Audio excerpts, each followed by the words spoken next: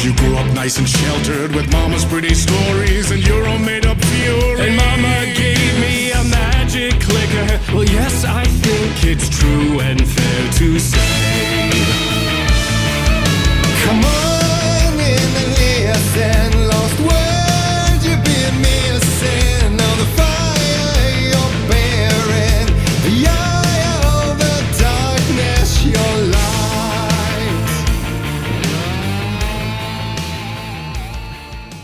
Hello and welcome to the Weekly Stuff Podcast with Jonathan Lack and Sean Chapman. We are here to talk about stuff this week on the show, as is always a tradition around the end of the year or the beginning of the new year here on the Weekly Stuff Podcast. We are counting down our top 10 video games of the year. In this case, the top 10 games of 2023, which, okay year for video games. It was a very good year for the release of video games. It was a disastrous year for the video game industry. Yes. It is a year of many shades, I would say. A year where I think we continued to see the ascendancy of the Japanese video game industry, or reascendancy, and the complete, absolute collapse of the American video game industry. Is that a fair assessment?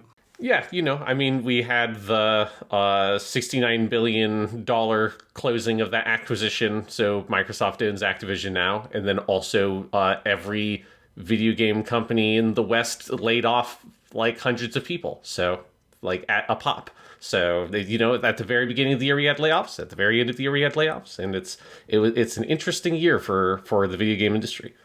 I had to write about this a little bit when I did my top 10 movies list, which you can still read on jonathanlack.com or listen to in the podcast feed. But like at the beginning of that list, I wrote, man, this was a great year for movies, and then I had to go, well, let me qualify that, because there were a lot of great movies released in 2023, but of course 2023 also saw the longest labor unrest since 1960 in the movie industry. So it was not, I guess you could say it was a healthy year in so much as that labor unrest ended in real meaningful gains, which is more than you can say for the video game industry, right? Like, writers and actors in Hollywood are better off at the end of 2023 than they were at the beginning. You absolutely cannot say that about Western game devs. Yeah. It is I feel like this year was the year where the chickens came home to roost from the pandemic, both in terms of game releases, that this was like putting together my list for this year is the most competitive a list has been for me for top 10 games since 2017, I think, was the last time. That was Yakuza 0 came out that year. Persona 5, Nier Automata. It was a ton. I think Gravity Rush 2, I think, was also that year. It's just, that was a really big one. And then, we slowly started to sort of enter, especially once it got to the pandemic. Obviously, games got delayed. All those games that got delayed started coming out. But then also the economic bubble of that artificial demand kind of burst this year, along with other economic stuff that's going on that has led to so many weird layoffs. So yeah, it's a fun year for video games. Yeah, with fun is a loaded word. Today we will be focusing on the art, what was good, what did we love, and we're going to rank it in top 10 form. So acknowledge the other stuff. We have talked about it. We will continue to talk about it, not ignoring it. But today the purpose is more what was good and why. Yes, and there was a lot of good, because I had, for the first time in a while, I had to make some really hard cuts, because it has been a couple of years for me on this podcast of, here's the 10 video games I played that came out this year. And I had to cut some stuff I really liked. Yeah, mine was, I think, closer to what yours has been in years past. And I'll just explain, I think I kept up with games for a while this year. The last couple months, basically my last semester, I was playing less, or I was playing games slower. And so a lot of stuff that, I'll just say, for instance, in my honorable mentions, there are 2 games that I loved that I didn't finish. And so I did not feel fair ranking. And those are Octopath Traveler 2 and Baldur's Gate 3. Great games. I know one of them is on your top 10. I don't know. I can guess. And we will talk about that. But I did not feel comfortable ranking it. There were some others that, I wanted to get to, like Alan Wake 2. There were a lot over the course of the year. The Star Wars Jedi Fallen Order, sequels to games I really loved. I never touched Diablo 4. I don't think that's necessarily competitive for a top 10. But, there were a lot like that.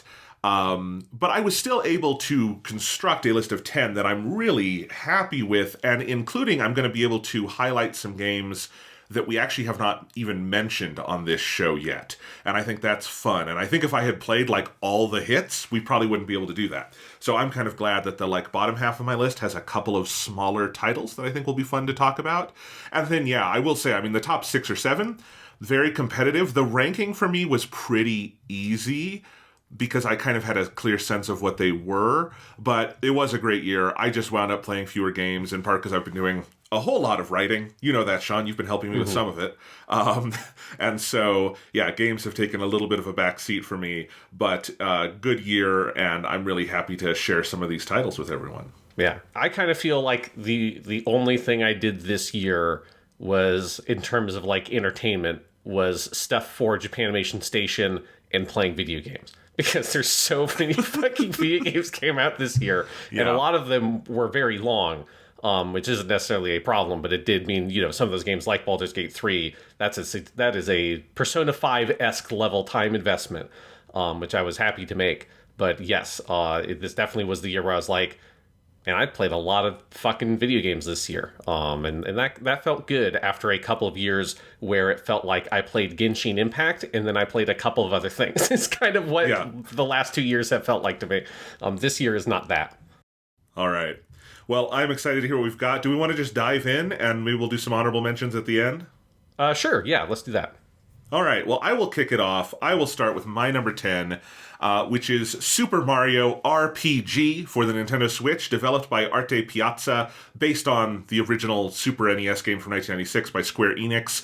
There were a lot of great remasters and remakes this year, including at least one that will be featuring prominently on both of our lists higher up, I believe. And there were others. You know, Metroid Prime Remastered was one of the absolute high points of 2023 for me, but that one is a pretty straight graphical upgrade, the same game as you remember, with nicer graphics than before, so that didn't really feel proper for this list. Super Mario RPG is a little bit more in the Blue Point Demon's Souls vein, in that the PS5 launch game, in that it's taking a game that was really a hugely influential classic. Demon's Souls spawned the entire Souls line of games. Super Mario RPG spawned the entire sort of Mario RPG line, that is Paper Mario, that is Mario and Luigi, that is honestly Mario and Rabbids Kingdom Battle takes a lot from these. All of those kinds of games. But the original has been kind of underplayed. It's often been inaccessible. It hasn't been re-released a lot. And so they've taken it, they've given it a really beautiful new coat of paint, and made a few key improvements, again in that Demon's Souls vein. It's enough of an edge case that even though I think this is a better game than a few of the ones that I'm going to talk about next on this list, I'm leaving it at number 10 just because it is kind of and I think we both hedged our bets with Demon's Souls back when that came out the same way. But this, I want to stress, is not just a remaster of Mario RPG. The brand new graphics are beautiful, and this is a difference than Demon's Souls, they stay very true to the isometric sort of toy diorama style of the original game, in a way that it feels like this is how the Square Enix team would have realized that visual idea if they were making it in 2023 for the Nintendo Switch, which I think is a really cool way to do it. And it is gorgeous. It has some of the best cutscenes in any game this year. They are incredibly fluid, well-animated, beautiful, really well-integrated. It's got a tremendous new orchestration of the Yoko Shimomura soundtrack, which is an absolute masterpiece. If you are a fan who knows Shimomura from like her 21st century work, which is a lot of stuff like Kingdom Hearts, Final Fantasy XV, and you go back here, this is like, 90s Shimomura, and it is beautiful, great soundtrack. And then they've made some key improvements to the battle system, where it is fundamentally the same system that it was in the original game, where you have 3 party members and you can sort of switch them out as you play. And there are the sort of timed button mechanics where you hit, the Paper Mario adopted this, Mario and Luigi adopted this, where you hit A at certain moments and get an extra boost or a shield. But they've added some mechanics, including a counter that kind of counts how many times you get those timings correct, that really rewards and encourages you to like get good at that stuff, and then give you rewards and give you bigger attacks, these like triple attacks that you can do based on all of that. And it makes for like honestly one of the most engaging like turn-based RPG combat systems I've ever played. It's really, really good. And then you add in all the stuff that was always wonderful about Mario RPG. It's got a great little story. It's got tremendous characters. I love that your team is Mario and then 4 other teammates, 2 of whom are Peach and Bowser, which is already weird enough, especially on the Bowser side of things. I mean, one of Bowser's attacks is literally a glove where he picks up Mario and just chucks him at the enemies, which is just a great attack to do. But then you've also got Mallow and, unrealized Smash Bros. Favorite Geno, and they're wonderful. Mallow, I think, gets a really good set of stuff to do in the story because you wind up going to his kingdom in the clouds where he is from. Geno is a cool character who also becomes by far the most OP member of your team by the end. And it is just a blast to play. It's a nice, short, sweet RPG. I think my play clock finishing it was about 13 hours, and there is some post-game stuff you can go in and do as well. But it is that nice kind of like, it is a real RPG experience in a nice concentrated burst of time with your Mario style. Absolutely beautiful. And as a remake, I don't think it could be better for what it is doing, and to, I think, dust off a game that is a truly like significant piece of Nintendo and gaming history and give it that day in the sun. I love it, and I'm glad it's here at number 10, even though, again, I think it's a better game than some of the other games on this list, but 10 because of that kind of remake status, but it rocks. Yeah, that's cool, yeah, because it definitely, it just felt nice that game kind of got to come back, because it was, both beloved but relatively obscure, I think compared to the later Mario RPGs that were inspired by it, like the Paper Mario games and the Mario and Luigi games. I feel like, there's a big generation of gamers that don't really know about Super Mario RPG, so it was cool to see that game come back, and yeah, it seems like an extremely high-quality remake.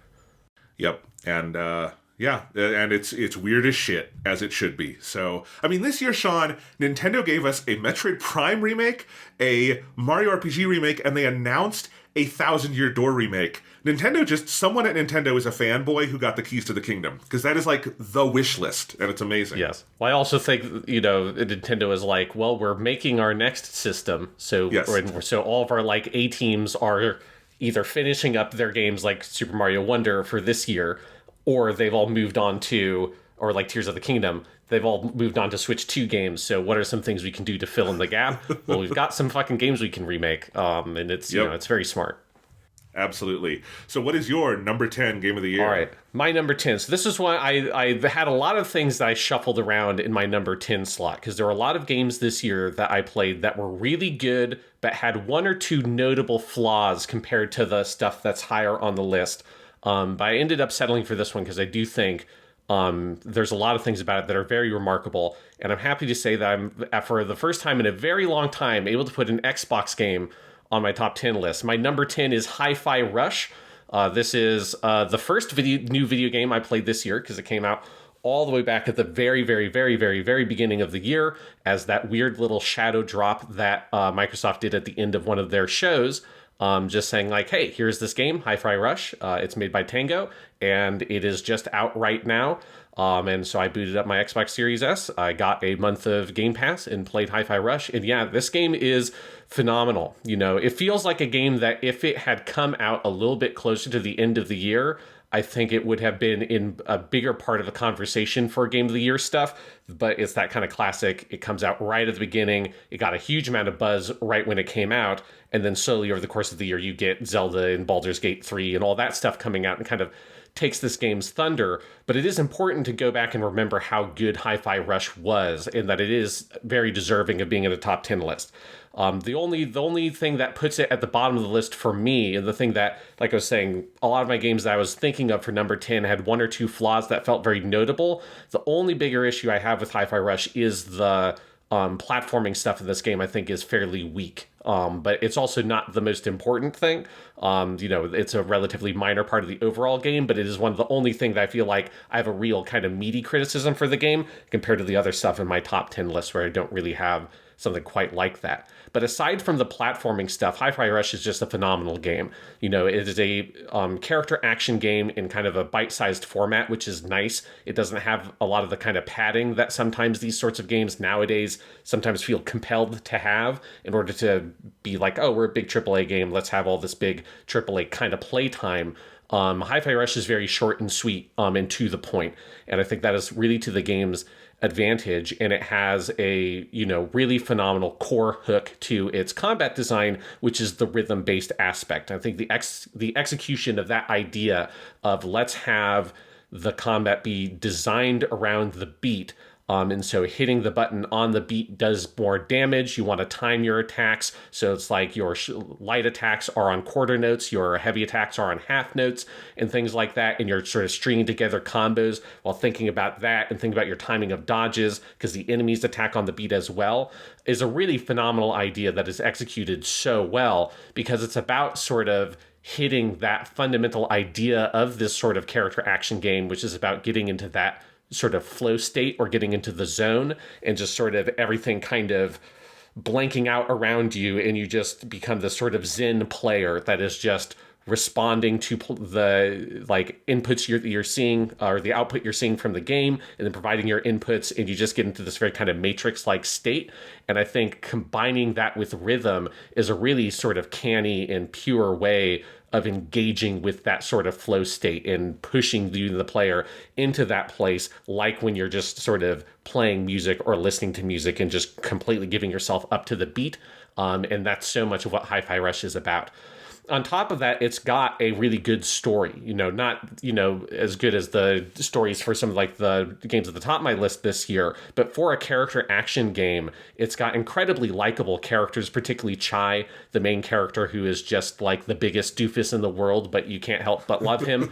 And a really fun tale about, you know, this sort of weird hyper corporate, hyper capitalist world, and you in this band of kind of rock rebel punks trying to take it down, and everything around that, and the characters they build and the kind of team you build up along the way as you're taking down the evil corporation is incredibly charming, incredibly fun. The soundtrack obviously is fantastic, whether you're doing some of the licensed music, but they also, for streamers, they did non-licensed music version for some of the songs where they had done licensed songs, so that way streamers wouldn't get copyright stricken on that kind of stuff. And both versions are phenomenal, and it's worth a replay of the game to do it with both versions of the soundtrack, because it kind of adds a different flavor for the boss fights depending which mode that you are on. So some of my awards for people who have not listened to our Game of the Years, I always give special awards for the games on my top 10 list. I've got 2 for this one. I give this game the Wind Waker recognition for best use of cell shading, because that's something that really needs to be recognized about this game, is that it looks absolutely gorgeous. It just has... it is what it is. It has the most well-executed version of the cell shading graphics technique I've ever seen. And, you know, the cell shading in particular looks really nice when you can play it at high resolutions and stuff with a modern console, compared to when this style was more in vogue, which was in that kind of Dreamcast generation, with games like Wind Waker and Beautiful Joe, which is where that kind of technique was pioneered. And seeing a game like this, Hi-Fi Rush, just really push that style using modern technology so far. It's just an absolute drop-dead gorgeous game, and is competitive for like the best graphical presentation of any game of this year for sure. I don't know if it'd be quite at the top of that list, because there's 1 or 2 other games that have, I think, even more remarkable graphical presentations, but Hi-Fi Rush is in that conversation, in my opinion. Another award I give it is the Please Give Us More of These award. This award dates back to the game Virginia, which we never got more of those, but that was a really cool, weird little game that played around with like edits and cuts, and we never really got a lot of iteration on that concept. This, for Please Give Us More of These, the reason I'm giving Hi-Fi Rush that award is that I think Hi-Fi Rush is a good demonstration of what can happen if you have a really high quality studio and you let them make a smaller game and just say, hey, you don't have to make, a big sequel to a big popular IP. Like, take a team, and also you don't have to make a remake or a remaster, because this is often how remakes or remasters happen, is you've got a section of your team that because of where your main project is at in development, there's nothing for this group of people to do. So it's like, let's have them be working on a smaller project. And a really safe bet is let's have them working on a remaster, and you can have them sort of prototype some of like tech for the new consoles or whatever. And I really like for Hi-Fi Rush that instead of it being a remaster of The Evil Within 1 or something like that, which it could have easily been, instead, it was a cool, new, original game that is of a much smaller scope at a lower price point. And I think that that is something that I would like to see more AAA studios do as game development times get much, much longer and more expensive as the years go on in AAA. It would be nice to see more stuff doing this.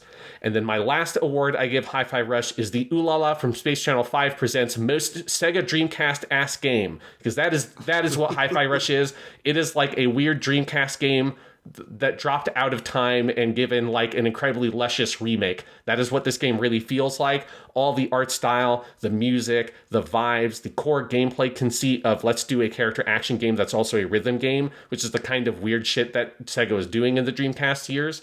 That is what this game feels like, and it's really phenomenal. So I hope that people, if you didn't play Hi-Fi Rush, it's very quick. It's like a 10-hour game. It's worth going back and checking out if you can. And if you did play it, don't let it get lost in the mix, because it is a really great game. Awesome. Speaking of Sega Dreamcast, Sean. Yes. Did you know that the best 3D Sonic game in 22 years since the death of the Dreamcast in 2001 came out this year? I knew that there was a new Sonic game, but I have not played it. I don't even know if this is the one you're thinking of.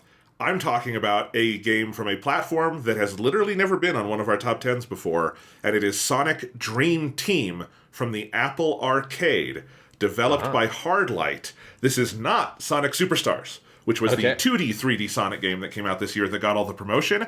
I played both of these. Sonic Superstars, which was on PlayStation, Xbox, everything, that's a 2D game that has 3D art, a la New Super Mario Bros. Or something.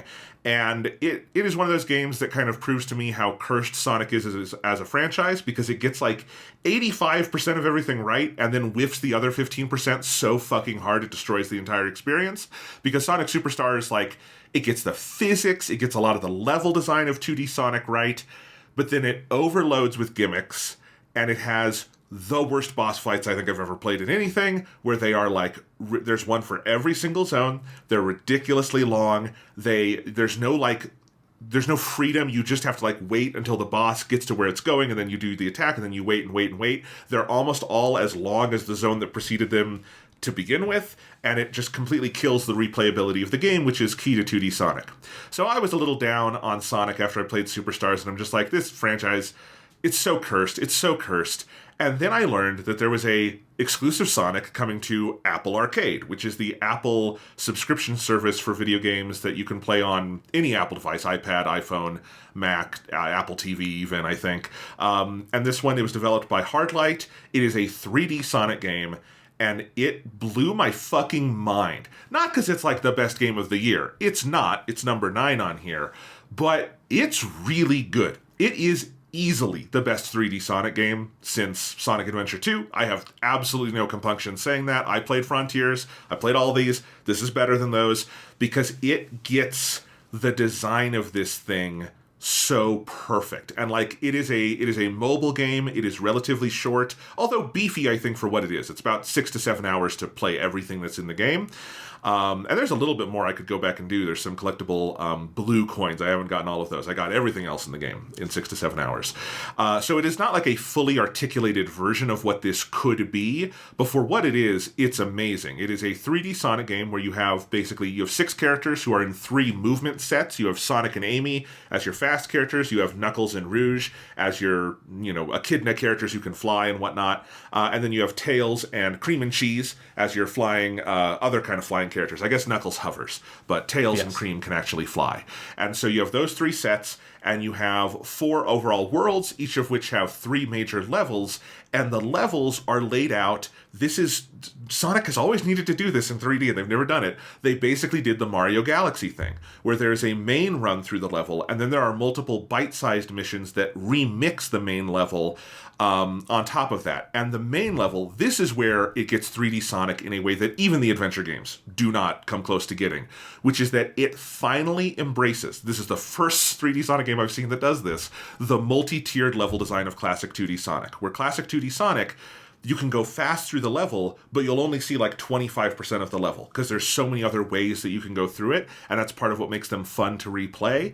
And Sonic Dream Team in full 3D, with the dynamic camera and everything, actually builds that into the levels, where there are multiple paths, there are multiple tiers. Those tiers are accessible both to the different playsets and in some cases exclusive to the different playsets. Like Knuckles can only go here, Tails can only go here, Sonic can only go here. But you can also kind of cheese it and get everyone to different places as well, which is part of the fun, which is also, I think, something taken from the old 2D Sonic.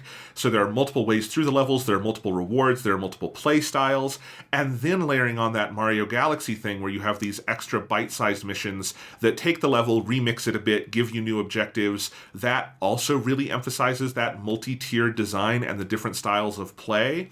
And it uses the separate characters really well because they all have different abilities, but they have the same underlying play style and powers, so they're all equally enjoyable. The different missions cater to everyone at different points, and it doesn't feel like you're not going to get the Sonic Adventure thing where if you don't care about hunting for emeralds, you dread Knuckles, right? This is Knuckles in the style of old, Sonic and Knuckles Sonic 3, where he is fundamentally similar to Sonic, but opens up different possibilities within the levels.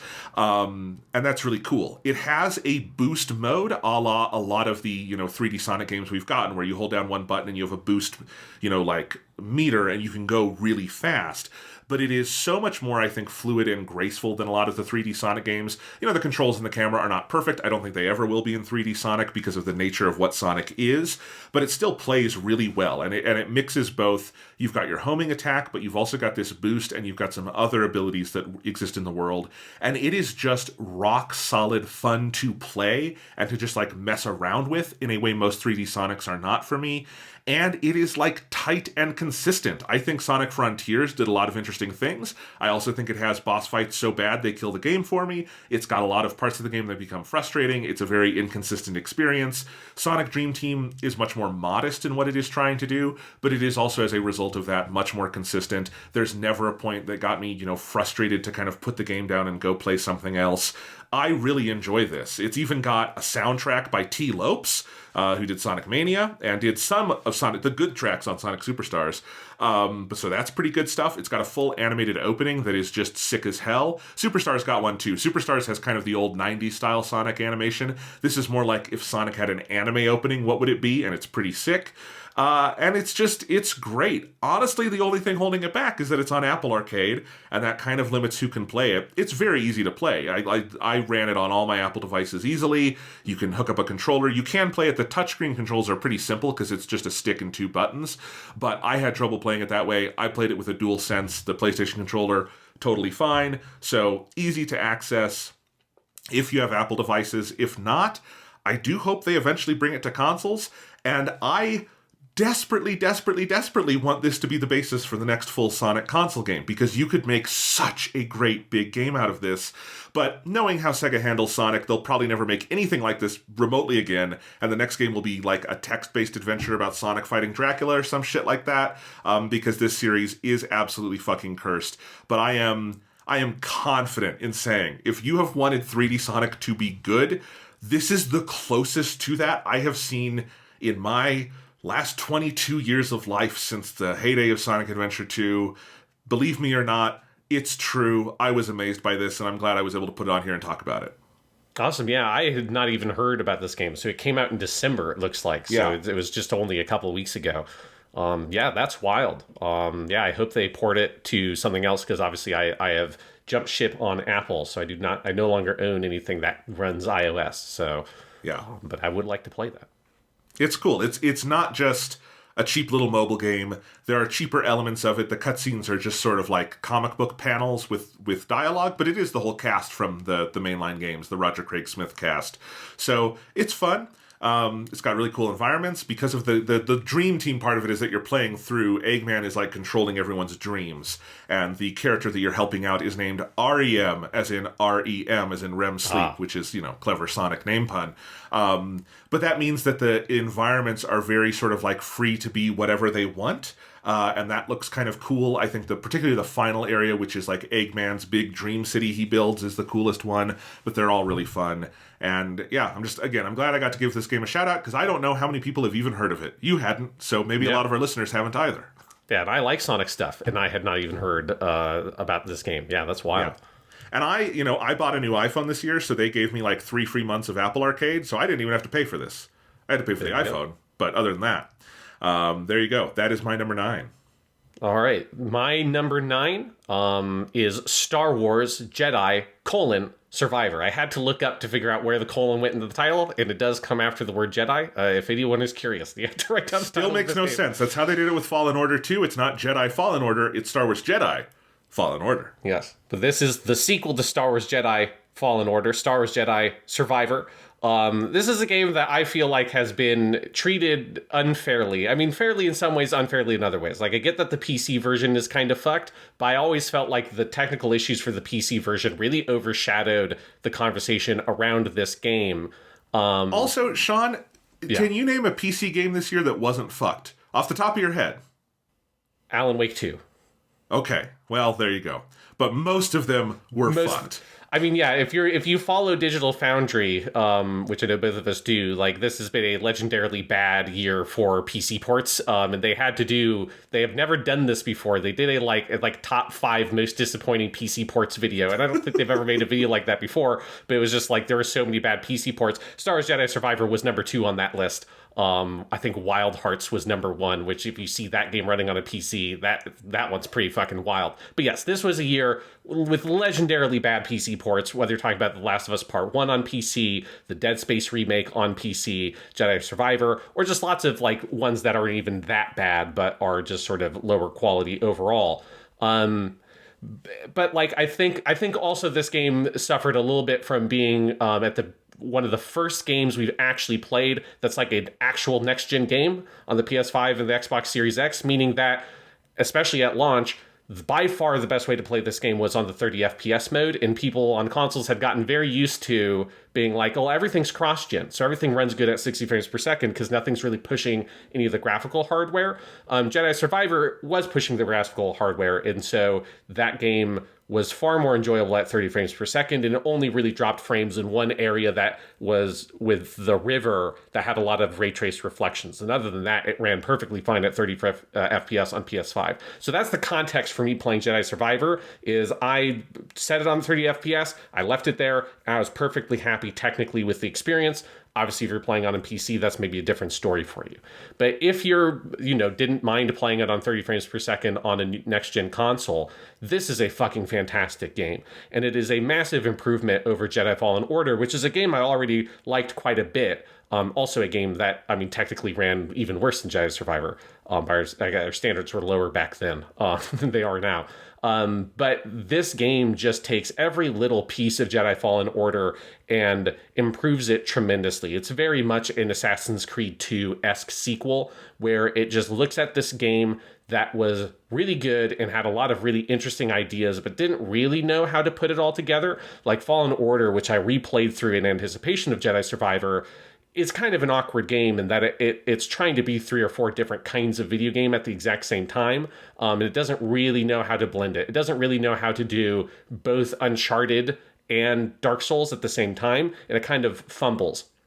Jedi Survivor, I think, finds its identity by creating a more interesting and complete inherent mix, and by particularly leaning way more into this hub Metroidvania style design, which is much more the core of Jedi Survivor, and it lets go of a lot of the more scripted, linear, Uncharted-like action sequences and moves into a slightly different space in terms of its genre, and it's a perfect move for this game, because exploring the major hub areas in Jedi Survivor is an absolute thrill.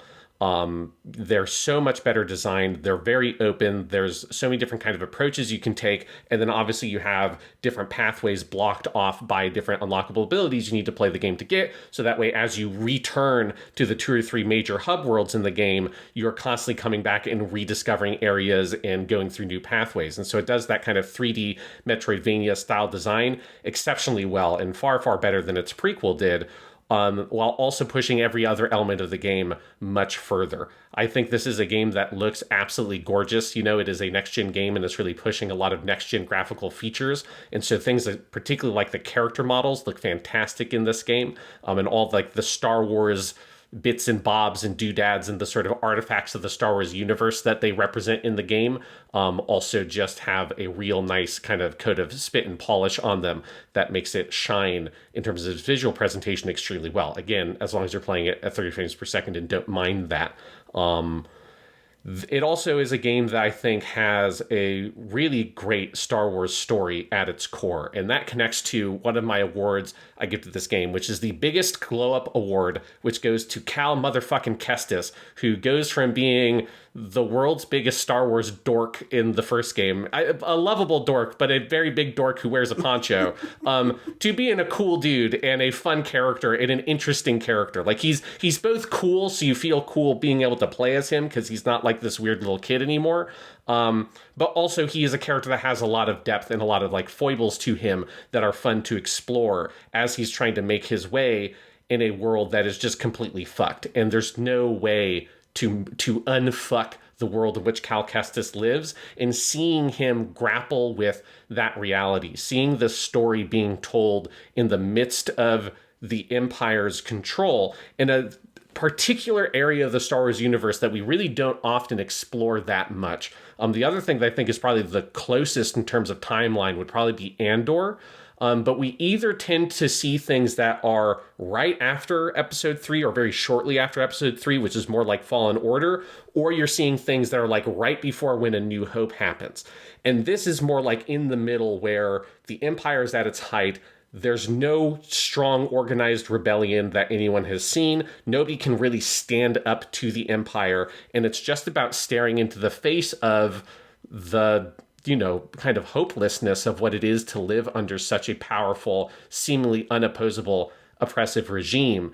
And Cal trying to figure out what is it to try to make a life in a world like that. How much of your life do you give to that fight? And how much do you have to sort of accept, I need to also be able to live a life. Like I need to be able to be with the people I care for and things like that. And you can't just throw yourself at a hopeless cause because that will do nothing for anyone, including yourself. Like trying to find a way to preserve some measure of happiness in a world that's gone so fucked is, I think, a very resonant story right now that like I appreciated, and also a different kind of tone, a different kind of space that you don't always see in Star Wars. And this just being a game that recognizes that Cal Kestis is not a guy who can overthrow the Empire. He's just not that dude, and he can try to be that dude as much as he wants. But like in reality, no one person is truly that dude. Even Luke Skywalker isn't just that dude. You need the entire rebellion to make this thing happen, and that's just not there yet. So how do you live your life in this world? What do you do with the people around you? And the whole story is about exploring that question, while also just making Cal a more fun character to play as in other ways, like giving him lots of customization options so you don't have to dress him up in a poncho all the time. You get to like really sort of express what this character looks like. And that's one of my other favorite things about Jedi Survivor. That's a big improvement over the last game. And one of the most fun things about playing it is just playing Jedi dress up and being able to sort of express, this is how this character looks, and this is how his look changes over the course of the story, whether you're talking about his hairstyle, you know, and like making him scruffier and more kind of fucked up as the story goes on and it gets darker and darker. You're talking about the clothing he wears, or also the lightsaber. And this is where I give it the Elegant Weapon for a More Civilized Age award for having best lightsaber stuff, because the lightsaber stuff in this game is absolutely next level. It is the best implementation of lightsabers, I think, just like kind of generally speaking in a Star Wars game. And the level of like granular customization you're able to make on the lightsaber is really fantastic. And then having all the different types of lightsaber. So you have your normal single-bladed lightsaber, the double-bladed lightsaber, dual lightsabers, so one in each hand. Then you've got the saber and blaster stance, which is extremely fun and very kind of piratical in a fun way. And then you have the big fuck-off lightsaber with the crossguard hilt, a la Kylo Ren, although this is also just like a much bigger lightsaber blade on top of having the crossguard that gives you a kind of heavy attack stance. And being able to customize all those different permutations independently, and you get to have two of them equipped at a time, so you can kind of swap between those different lightsaber styles.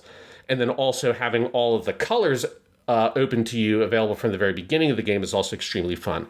So when I was playing the game, I had a couple of major points in the story where it made sense narratively in my head that, like, oh, at this point, it would make sense if this was a movie, Cal's lightsaber would have gotten destroyed at this point, and he would have had to build a new one. Because it's a game, they're not going to literally destroy the lightsaber, because it would just create a whole fetch quest and all this shit. But like, oh, he is at a real low point. He has like very definitively lost this battle.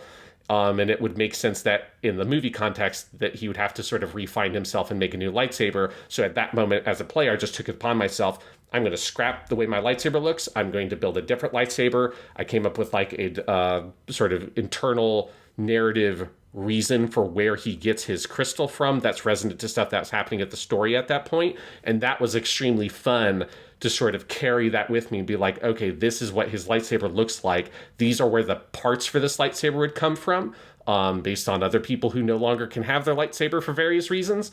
And like sort of building through myself that kind of role-playing experience. And I really appreciated that the game was designed to give the players space to express themselves in that way. And I always like it when these kinds of games do that.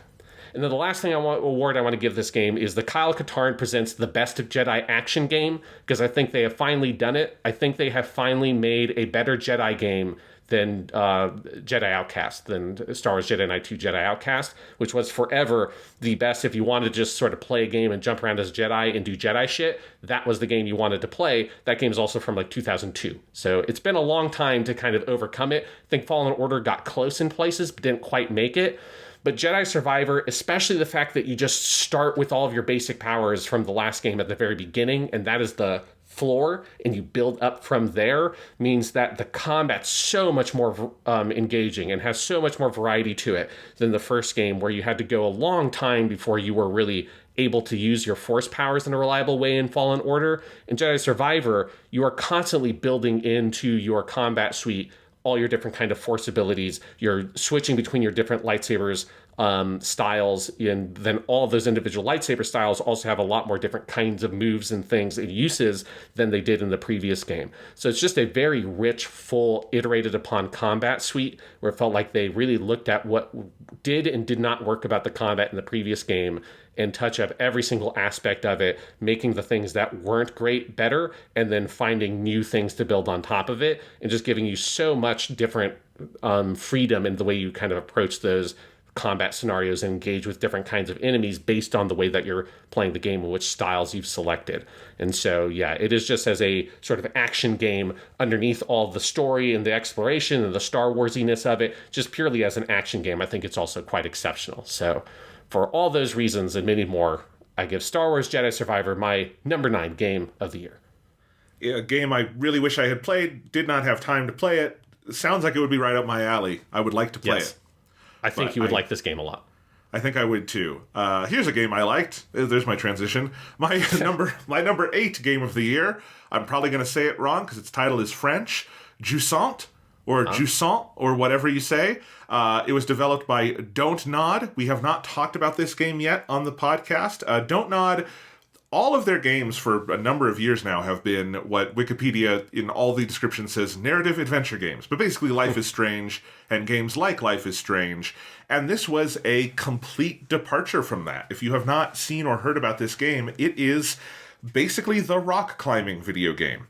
It is a game that picks as its main mechanic something that, many, many other games have done, such as Uncharted or even Jedi Fallen Order or whatever, where you have your climbing. But what it does is it takes that idea and it creates an in-depth version of it that is the entirety of the game. So you play as this unnamed girl who shows up at this big, kind of infinite cliff into the sky and is going to be climbing that for reasons that you learn through story that is distributed through sort of text logs and letters and things like that. And you are going up into the clouds through this very in-depth rock climbing video game system. And once it fully gets going, it is just so tremendously engaging to play. It's kind of I would almost call like a conceptual platformer, in that it is like the basics of it do feel kind of platformy, in that you are doing sort of physical challenges with the character, but it is sort of conceptual or puzzle-esque in that it is slower, and you are doing the decisions of where to put your hands, where to put your your holds. I do not know all the rock climbing terminology. Your carabiner and everything. But they build it very smartly on the controller, where L2 is your left hand and R2 is your right hand, and that's always there. So you are literally moving hand by hand as you're going up the rocks. You can do jumps. You can do sort of a little double jump kind of kick off the wall, and you are always tied to, your anchor, and you can add additional anchor points up to 3 as you go, and eventually you have to be pretty judicious where you're putting anchor points, where you're deciding to save things, or you can just go, completely dangerously and not put any anchor points on and fall all the way back down if you fail. And it is really engaging, where time just kind of melts away. You get into a flow state where you're just super invested and hyper focused on those basic mechanics of climbing, and the way it gradually layers on new mechanics in the second half of the game is really exceptionally well done.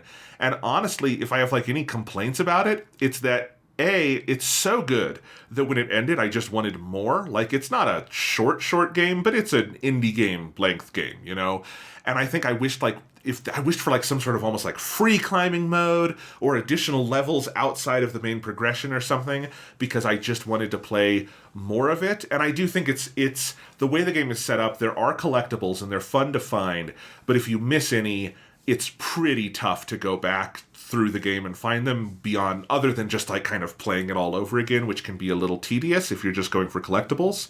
I didn't get super invested in the text-based storytelling or kind of the lore of it. It's good. It just wasn't what kind of grabbed me. But the visuals and atmosphere and music are all really outstanding, and it really does. It is kind of a trance-like game in that regard. My other complaint is that this is a game, it's on Windows, it's on Xbox, it's on PS5.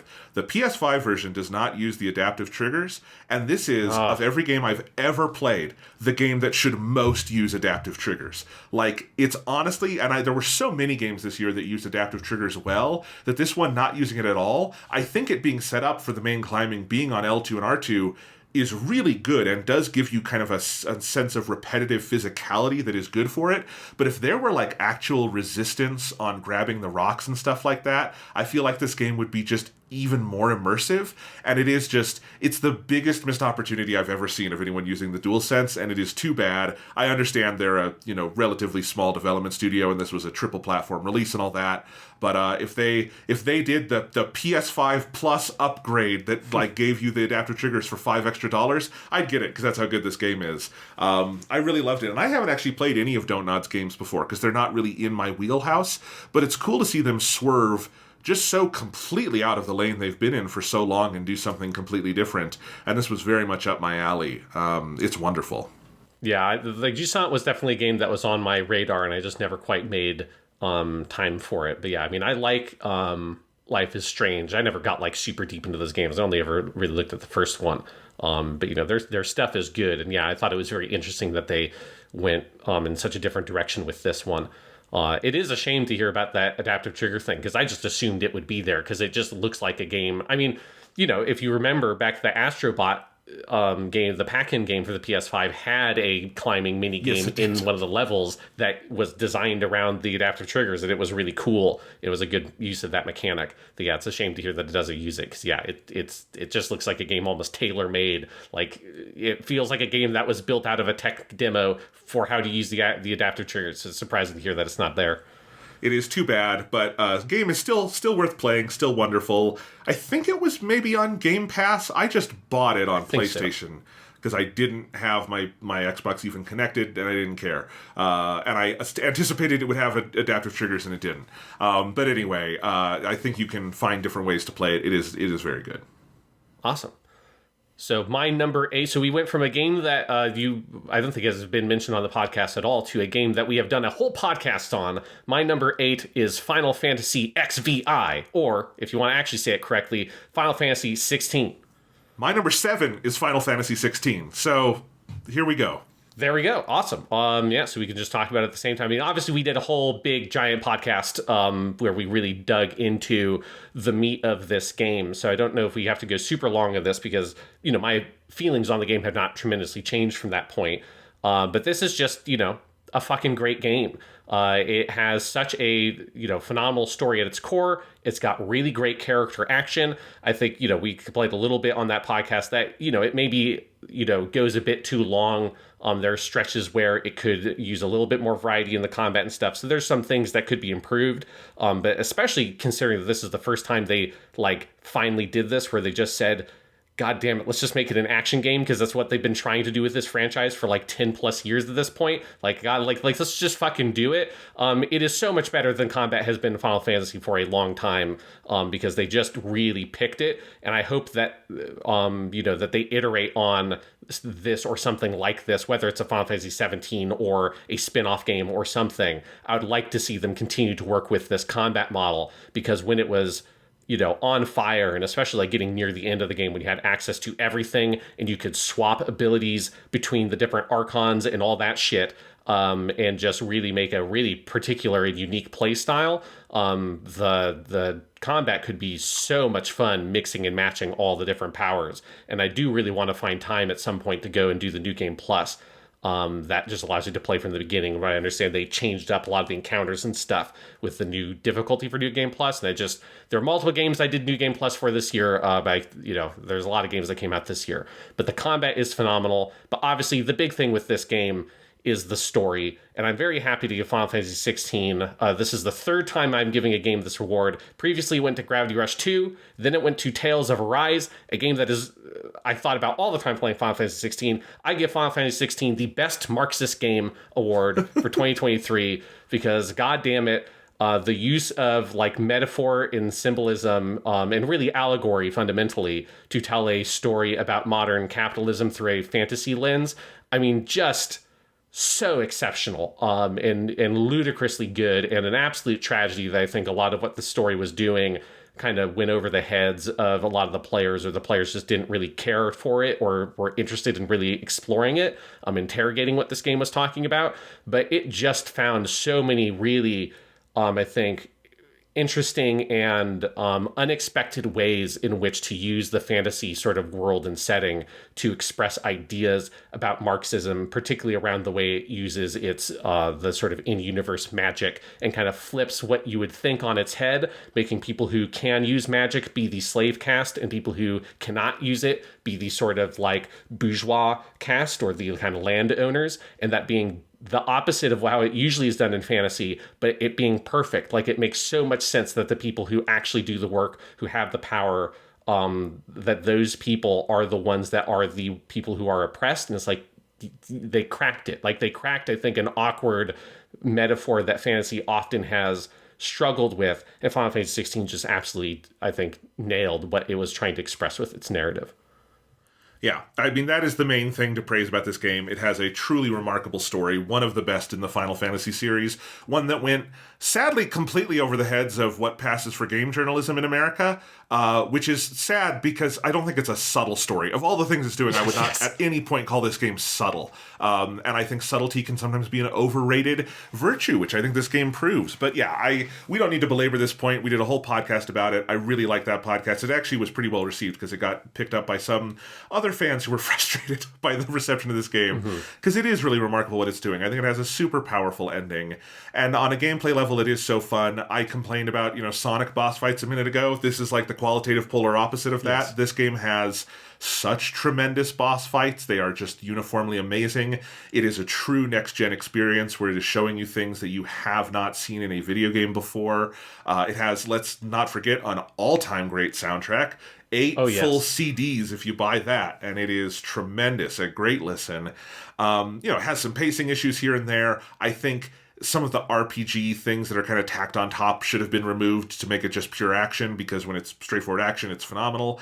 And yeah, I think the 1-2 punch of me playing the Crisis Core remaster last year and then playing this has sapped any enthusiasm I have for going back to the 7 remake world with its weird attempt to do turn-based and action at the same time. We'll see when 7 Rebirth comes out if my enthusiasm can be reignited for that. But yeah, I loved this. It's a hell of a game for all the reasons you said, all the reasons we said on that big-ass podcast we did. That was one of my favorites we recorded this year. Yes, absolutely. I have a couple of other awards to give this one. You're alluding to the boss fights. I give this the Big G. Godzilla himself presents the Most Incredible Kaiju Battle Award, which goes to the Titan fight, which is to me the highlight of all the boss fights. But yeah, the boss fights are just incredible, both on the sense of obviously the scale and just the insanity of them, but also I think the other thing this game does well, the true lesson of boss fight design, the thing that like the Yakuza franchise is sort of, I think, the masters of, and a lot of other studios try to play catch up to, which is to make a boss fight good, it's about the narrative around it. It's about the how do you build up to the boss fight and what is that boss fight about? That's the thing that's most important. Because it's like the boss fights in the Yakuza games aren't just good because you get like 2 Japanese dudes on a rooftop rip their shirts off and show off their cool tattoos and they punch each other. Obviously that's cool, but it's about all the drama that is built up to that moment, and that being this sort of peak climax of we are now at the point where we have no choice. We must rip our shirts off and show off our cool back tattoos and punch each other in the face. And I think Final Fantasy XVI just absolutely nailed that sensibility of high drama around those boss fights. So once it comes to that moment and it all explodes into this insane giant monster battle, it feels appropriate because the emotions are so high that this is the only way they can be expressed. But then also, we must not forget another exceptional thing about Final Fantasy XVI, which is the Best Boy Award goes to Torgal, because he's the best boy. There's one other very good dog in competition, which is Scratch in Baldur's Gate 3, and Scratch is a very good boy as well, but the best boy is Torgal. Yeah, Scratch is great, but he's there in your campsite. Torgal is there every fucking second of your journey. Yes. And he is a very, very good boy. So that was also my number 7, which means we're on to your number 7. Yes. All right. So my number 7, a game, I don't know if I've ever really talked about it much on the podcast, has maybe been mentioned once or twice over the past 4 years, which is Genshin Impact. My number 7 is Genshin Impact 2023. I this don't is the know lowest it's ever been. You fucking hate Genshin Impact now. Oh my god.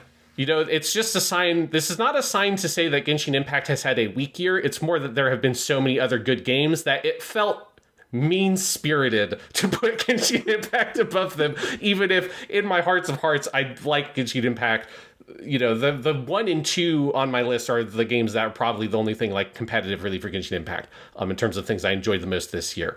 But yeah, I mean, Genshin Impact has had yet another absolute fucking phenomenal year.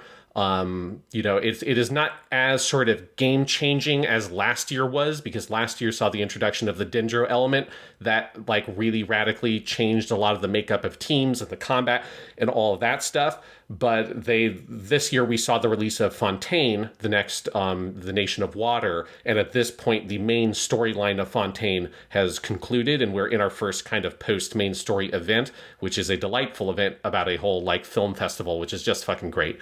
But yeah, I mean, it has just been a fantastic year. So obviously, the big thing is that Fontaine stuff, which has a incredible storyline. All the new characters they've introduced around Fontaine, I love to death. And I think they have just found yet another fantastic way of expanding the world of Genshin Impact by looking in on different inspirations from real world history and real world fiction to sort of center Fontaine around. So building Fontaine around sort of revolutionary France is so smart in giving it this kind of slightly steampunk vibe, in this nation and obsessed with sort of like technology, but also in like technological development, at the same time obsessed with justice in the court, but the justice in the court being an expression of drama and theatrics as much as it is of true justice, is just a fucking great mixture for a story. And a great addition to the world of Genshin Impact. And at the center of that is they have once again created one of the best characters in games with their god character, because for each region, the standout character kind of always ends up being the god of that region. And it's as true for Fontaine as it is for anywhere else in this game. And so I give the Farina presents the Farina Awards Gold Farina trophy to Farina for Best Farina, because Farina is the goddess of water, and she is also a massive drama queen. The film festival event that is currently going on is named in her honor, and she directed the best winning movie at the Farina Film Festival, so she did get the Farina World Award in game, which was a gold trophy of herself, and it's a fucking amazing moment. But yeah, Farina is just incredible. She's voiced by the actress Minase Inori if you're playing in Japanese, and it's just an amazing performance, and the character's narrative about this sort of two-sided life of the side of her that is sort of the Archon, or the Archon that she plays for the sake of Fontaine, this dramatic, over-the-top sort of empress almost like figure, that someone who's like a celebrity queen in many ways, and sort of tries to bring sort of confidence and peace to the people by playing this incredible, beautiful, over-the-top eccentric figure. But underneath all of it, it's all truly an act, and that Farina is a character that is sort of plagued with, the biggest and most intense imposter complex any person could possibly ever have, because in some ways, there's a lot of complicated narrative around this, but in some ways, the Farina who is actually is not really the actual Archon, and that essentially she's really actually just a human who is playing the role of the Archon for various narrative reasons. And so that narrative of sort of trying to unravel what is her deal, like, is she actually the goddess of water here or not? And who is this person underneath all of it? And that being sort of told alongside this prophecy that slowly is coming true, where Fontaine is going to be washed away in this giant sort of flood that's going to destroy everything, and she will be left alone on the throne, weeping one last tear as everything else around her nation is destroyed. And she's been trying to fight that prophecy for hundreds of years, and has not been able to do it. And so obviously you as the Traveler get involved in that, and there's a lot of big crazy Genshin Impact stuff that happens. But the ultimate resolution being that Farina sort of abandons her role as being a goddess because she's no longer needed once the prophecy's been averted, and goes to just live as a human. And it's just an amazing story in the way that they build and develop it around that character. It's my favorite narrative thing in video games this year outside of the story in my number one game. Like if I was just rating storytelling in video games, this would be my number 2 story, is the main storyline in Fontaine. And that's not even getting into all the different random events they've had, all the stuff in like May around Soresh, who is this cool little fairy character you play around with, all the world quest stories as you learn about the weird history of Fontaine, which, like so many nations in Genshin Impact, is built on a legacy and a history of colonialism, where there are multiple different civilizations that have lived in this area and settled in this area and been colonized. And there's sort of these layers of history as different people have interpreted this sort of like ancient Roman civilization, or Roman-esque civilization that used to be here, which also obviously ties into France in some ways. It's so good, just top to bottom. It's phenomenal, as well as having great gameplay additions and modifications this year around the sort of utilization of the HP stat as kind of the main stat. Each area is kind of thematized around one of the main stats. So like Electro is all about energy recharge. So a lot of the characters and the mechanics around the Inazuma region were all energy recharge stuff. Sumeru was all elemental mastery, because that ties into the way that Dendro reactions worked. So it created a lot of mechanics using the elementary mastery stat. This year, Hydra has always been about HP, so they've added in all these mechanics around different artifact sets that mean that when you gain or lose HP, you get certain kinds of buffs. So like healing has become kind of weaponized in the Genshin Impact meta, of you have to figure out how to heal your team, because that doesn't just heal your team. When they get their HP back, they get a bigger crit rate chance and stuff like that. So it really changes your team compositions. And there are characters like Jean, who has been in the game since 1.0, who has never really had a really well-defined niche, is now a really in-demand character in lots of teams, because you need characters that can heal your whole team in one big go. And that has been really fun. So Genshin Impact, I've obviously talked about it a lot on this podcast over the 4 years. This is the 4th year in a row it is featured on my list. And it is just as good as ever. And so I give it to commemorate this a very unique achievement. It's every year it gets a unique achievement. Obviously, as long as it continues to be on my list. But this year I'm calling it the rest of the industry is still playing catch-up award for being in the top 10 4 years running. Because I look around and it's, Genshin Impact's been around for a while now. And there's still nothing that's even really close to achieving the kind of stuff that Genshin Impact is doing on a monthly basis. That's awesome. This was the year I fell behind on Genshin. Life is hard, and working Genshin into my life became hard, but I still have affection for it, and I am glad to hear it is still good. All the Fontaine stuff sounds wonderful. My brother is still a daily player like you are, Sean, so I've been seeing glimpses of it while I've been out here in Colorado, but it rocks. So that was year number 7. My number 6 is Spider-Man 2 for the PS5, developed by Insomniac. We have sung this game's praises a lot, and deservingly so. It is great. There's a full podcast and then bits of multiple other podcasts, because we talked about this game a lot. So this is another one that, like Final Fantasy XVI, I don't think we need to belabor the point on. The main thing I think about Spider-Man 2 is, I think there's 2 things to say. One is that the basic move set for both moving through the city, whether you are swinging or flying around on your spider wings, on your web wings, is as good as it could possibly be. It is probably the best just movement capability set in the history of video games. It is one of the only games that, is just as much fun to just boot up and zoom around with absolutely no goal in mind as it is to actually play through the story and stuff. But the other pillar of this game is it does tell a truly really good Spider-Man story that is very smart about how it takes pieces of the existing Spider-Man mythos that you are probably familiar with and uses them in ways that, I don't think are trying to, subvert expectations or be, irreverent or anything, but are doing it in really smart, new, updated ways. Like the way I think they handle Harry, the way they handle Venom, the way they handle Kraven the Hunter, and the way it handles it all in. It's an outstanding Spider-Man story. It shines a light, I think, for me further on how much I don't like the current Marvel movies approach to Spider-Man, because this is just so good. And by Marvel movies, I'm saying Marvel Studios, not Spider-Verse, which is great, the Sony animated one.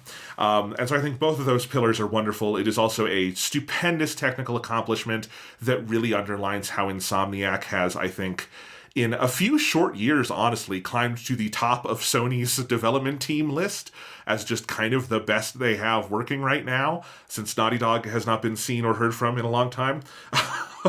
You will see what they're working on soon, maybe.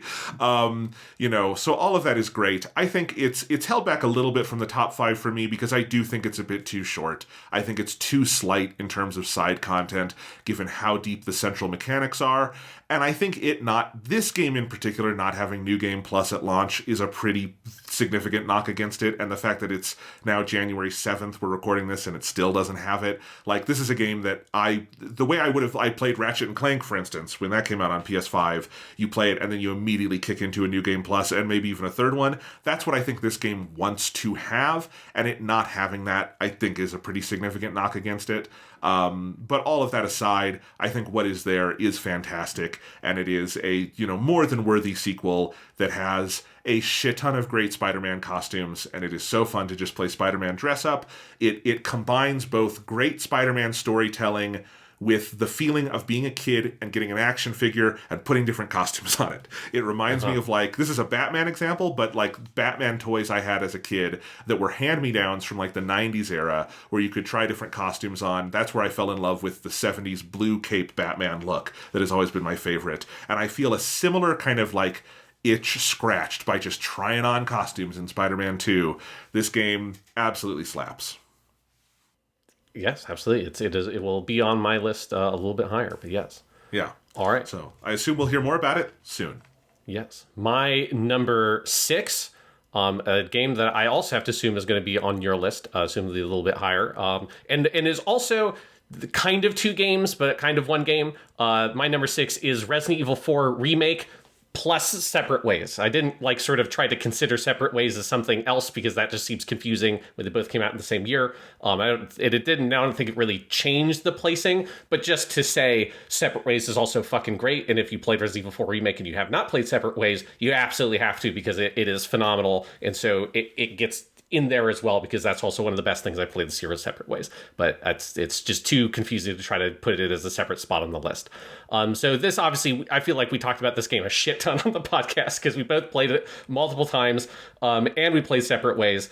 So it's kind of like some of these other ones. I don't know if I need to go super deep into it, but I mean, just needless to say, what an incredible achievement. I mean, a game that both of us had significant doubts about coming into it, because Resident Evil 4, we are both on record as being one of the greatest video games ever created. So the notion of let's do a full top to bottom remake of it seemed like a foolhardy task. And it was a foolhardy task, but they accomplished it regardless, because Resident Evil 4 Remake is, saying that it's highly accomplished as a remake is an absurd understatement. I do give it my Here We Go Again award for best remake, because it is the best remake of anything this year, and we're getting more and more remakes as time goes on. And Resident Evil 4 Remake is an incredible achievement in sort of lighting the way towards, if you want to do a true remake, not just let's give it a pass and, fix up the graphics and that kind of stuff, but we're rebuilding the game from the ground up, 10 plus years after the original came out. What do you do? This is just sort of every single choice it makes is the right choice. It both preserves the fundamentals of what made the combat and the design of the original so well, while also going in a slightly different direction, adding things to it, modifying it, so it feels like it gives you a lot of the same kinds of pleasures that the original game gave you, while also not just being sort of identical or being sort of like slave to the very particular choices of that original game. So it's like, Resident Evil 4 Remake makes the choice to not have you be locked in place when you try to stop and shoot, that you can move at the same time. And in order to accommodate for that, they've thought through so much of the gameplay systems by making enemies are more aggressive than they used to be. You have to be much more proactive in terms of, if you're playing on the harder difficulties, most enemies take multiple headshots with like a pistol to get them to stagger. So crowd control becomes more difficult in some ways with that. But of course, you also, along with your movement, have the parry mechanic as well, to deal with the more aggressive enemies. So every single kind of adjustment they've made to the combat suite of Resident Evil 4, they have very smartly adjusted other parts of the game in order to accommodate for it, to give you this incredibly refined, superbly polished experience. While also, I think, in many ways, the biggest improvements over the original are all in the narrative department.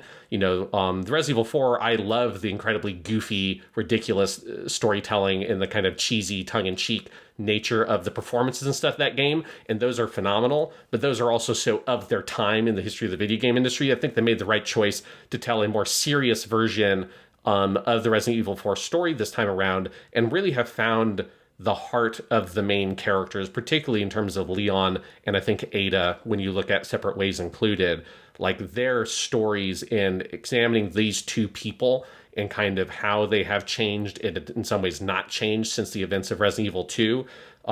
It really just, I think, kind of shines a light on how good the characters of the Resident Evil franchise always have been, but historically have not had this kind of character-based narrative told around them. And whenever I think about the story of Resident Evil 4, I always go back to that scene on the boat between Leon and Ada on the way to the island, and him saying that he's changed, and Ada looking at him and saying, no, like, who, Leon S. Kennedy? Like, not in a million years. And this sense of these two people trying to sort of struggle with this very fucked up world they're both a part of. Leon trying to be the hero, Leon naturally being the hero, Ada wanting to be the hero, but coming from this much darker place, and these two people kind of meeting each other in the middle. Just phenomenal. Some other awards I give it. I give this the A Game So Nice I Played It Twice award. A game, at least one game every year gets this, but this was the I played it, and then I immediately turned around and I played it again, because that's the kind of game it is. And I also, just to really recognize Something else about the game that I think is stupendous, I give L'Oreal presents the Most Luscious Hair Award, which goes to Leon S. Kennedy, because that man's hair, it looked great in 2005 or 4 when the original came out, and it looks even better now. That boy's got some good hair. It's a real, he's gone to, some effort to make himself look his best to go save the president's daughter. He absolutely did. I approve and co-sign on that award, Sean, because it is absolutely true. This game slapped. It's a bit higher on my list. You'll hear about it soon. I do just want to say the episodes we talked about this on were episode 463 was the full episode on it, and 478 was the full episode on Separate Ways. And I'll try to keep these updated as we go through here. I forgot to say the one for Final Fantasy XVI. That was 476, if people want to find these episodes. So there you go. Those are our Resident Evil episodes, and you'll hear about it more in a little bit. Yeah. All right. Good. My number 5, we're into the top 5, Sean. My number 5 game of the year is The Legend of Zelda, Tears of the Kingdom for the Nintendo Switch, developed by our pals over at Nintendo EPD. This one, I think, is like held back slightly for the purposes of list making because of how closely tied it is to Breath of the Wild. Although it does innovate on that one way more than I think anyone could have reasonably anticipated, especially because they held a lot of the big secrets for the actual game itself and not in the marketing. But it is still obviously a very direct sequel to that game, graphically and gameplay-wise. But I think that also makes it a little bit easy to take Tears of the Kingdom for granted, which I've seen a little bit at the end of the year here. And I want to fight against that impulse as well, because this game is still pure magic. I think it is the better game of the two. It's an improvement on Breath of the Wild. It is more of an Assassin's Creed 2, Mass Effect 2 style, like focusing of so many of the things that game did well and fixing some of the things it didn't than I think I anticipated. It's a better game in story, in mechanics. It took me a while to wrap my head around what a truly massive game this is, both in its, incredible 3-tiered world that effectively triples that original map, and in the new powers, the free hand and everything that really, or the master hand, that really blow up the basics of the original game and create a whole new world of ideas and mechanics. It's incredible. For a game that initially presents itself as somewhat familiar, it's ultimately a very defamiliarizing game in a whole bunch of ways, and that is so exciting to me. I played this game. This is the game I played the most this year. Looking at all my play clock stats from the end of the year, I think I had around 130 hours in this, which is not as much as I had in Breath of the Wild, although Breath of the Wild had pretty significant DLC that added on to that, and this game has not, and according to Eiji Aonuma, will not have DLC. They didn't feel like they had anything to add in this game, which you can feel. This definitely feels kind of like a leave it all on the field kind of game, and I have so many big memories with it. I think anything to do with the sky stuff in this game is just incredible. The feeling of being up there on the sky islands, building yourself a little, floating machine and then flying across to another island and seeing the cool, sunset coming up over the horizon, but you're way up in the air. Those are really just incredible memories. Everything, obviously, you can do on the surface, exploring the underground, which is eerie and unique. It is a game that I think takes a lot of what made Breath of the Wild good, and Breath of the Wild was a game that was so much about discovery, and to make this game about discovery, but in a slightly different valence, almost more like mechanical discovery, was really cool. My big complaint about it, I wish they had taken the opportunity to polish and tighten up the combat. It's the one thing from Breath of the Wild it feels like they don't meaningfully improve or innovate upon, and it still sucks. It is not good combat. It holds the game back a lot in parts. I think it holds the game back less than it probably did Breath of the Wild, just because there are other ways to engage with the game and even with the combat systems, like being able to stealthily take out an entire group of, moblins with just setting up various bombs and making a Rube Goldberg trap and doing all of that. And that's amazing. But I do think it needed a bigger combat polish, which I think I particularly felt down some of the home stretch of the game. Although the finale is incredible. I think the ending of the game, the final run of bosses, the skybound ending sequence through the sky is amazing. And I do really want to praise the story in this one, because this has some of the best cutscenes ever in a Nintendo game that make me desperately want an animated Zelda movie in this style, basically from this team. I mean, we've talked about on our Kyoto Animation podcast over on Japanimation Station, one of the lead artists at KyoAni has been working at Nintendo for a number of years as their director of cutscenes. I didn't check if their name was on this or not. It would not surprise me, because the cutscenes are just out of this world in this game. I think you can cut together probably a good 70-minute movie that will be better than whatever Hollywood's going to shit out in a couple of years with the Zelda franchise. I like how this game in its narrative flips the script in some ways on the first game and puts Link in a very different kind of mystery, where he is... like how the past and the future are interacting is a bit more on an even footing than in terms of something happened and now Link is discovering it. I think all of that is really cool. And then, of course, Zelda, I don't want to spoil what she does in this game, but she does just the most fucking heavy metal badass thing in, like, the history of video game stories, and it is cool as shit. And again, that ending is incredible. Also, one of the best versions of Ganondorf, especially play this game in Japanese, or the Japanese language, the spoken language at least, because Ganondorf's voice is so awesome, and just a really cool, truly like scary version of a character who I don't know if I would say had been scary in a while, you know? Mm-hmm. Like, I think Ocarina of Time Ganondorf is a scary motherfucker, at least when you're a kid and playing it at the time. I don't know if Ganondorf still was by the time of like Twilight Princess and stuff. I like him in that game. But this is a good, scary version of Ganondorf. And yeah, Tears of the Kingdom, it's outstanding. I spent my entire summer playing it, and it is my number 5 game of the year.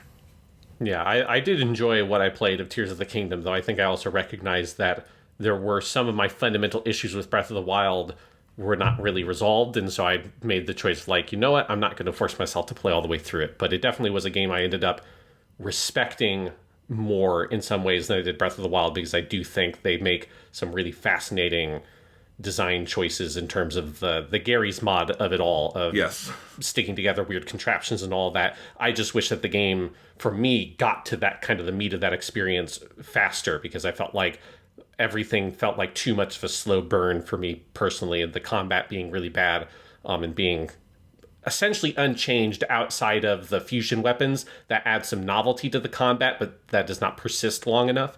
That prevented me from getting into it. But obviously, for people who really liked Breath of the Wild and some of those things not being an issue, it is a really... It's both a very cool game and an absolutely wild game. Like, they went to some...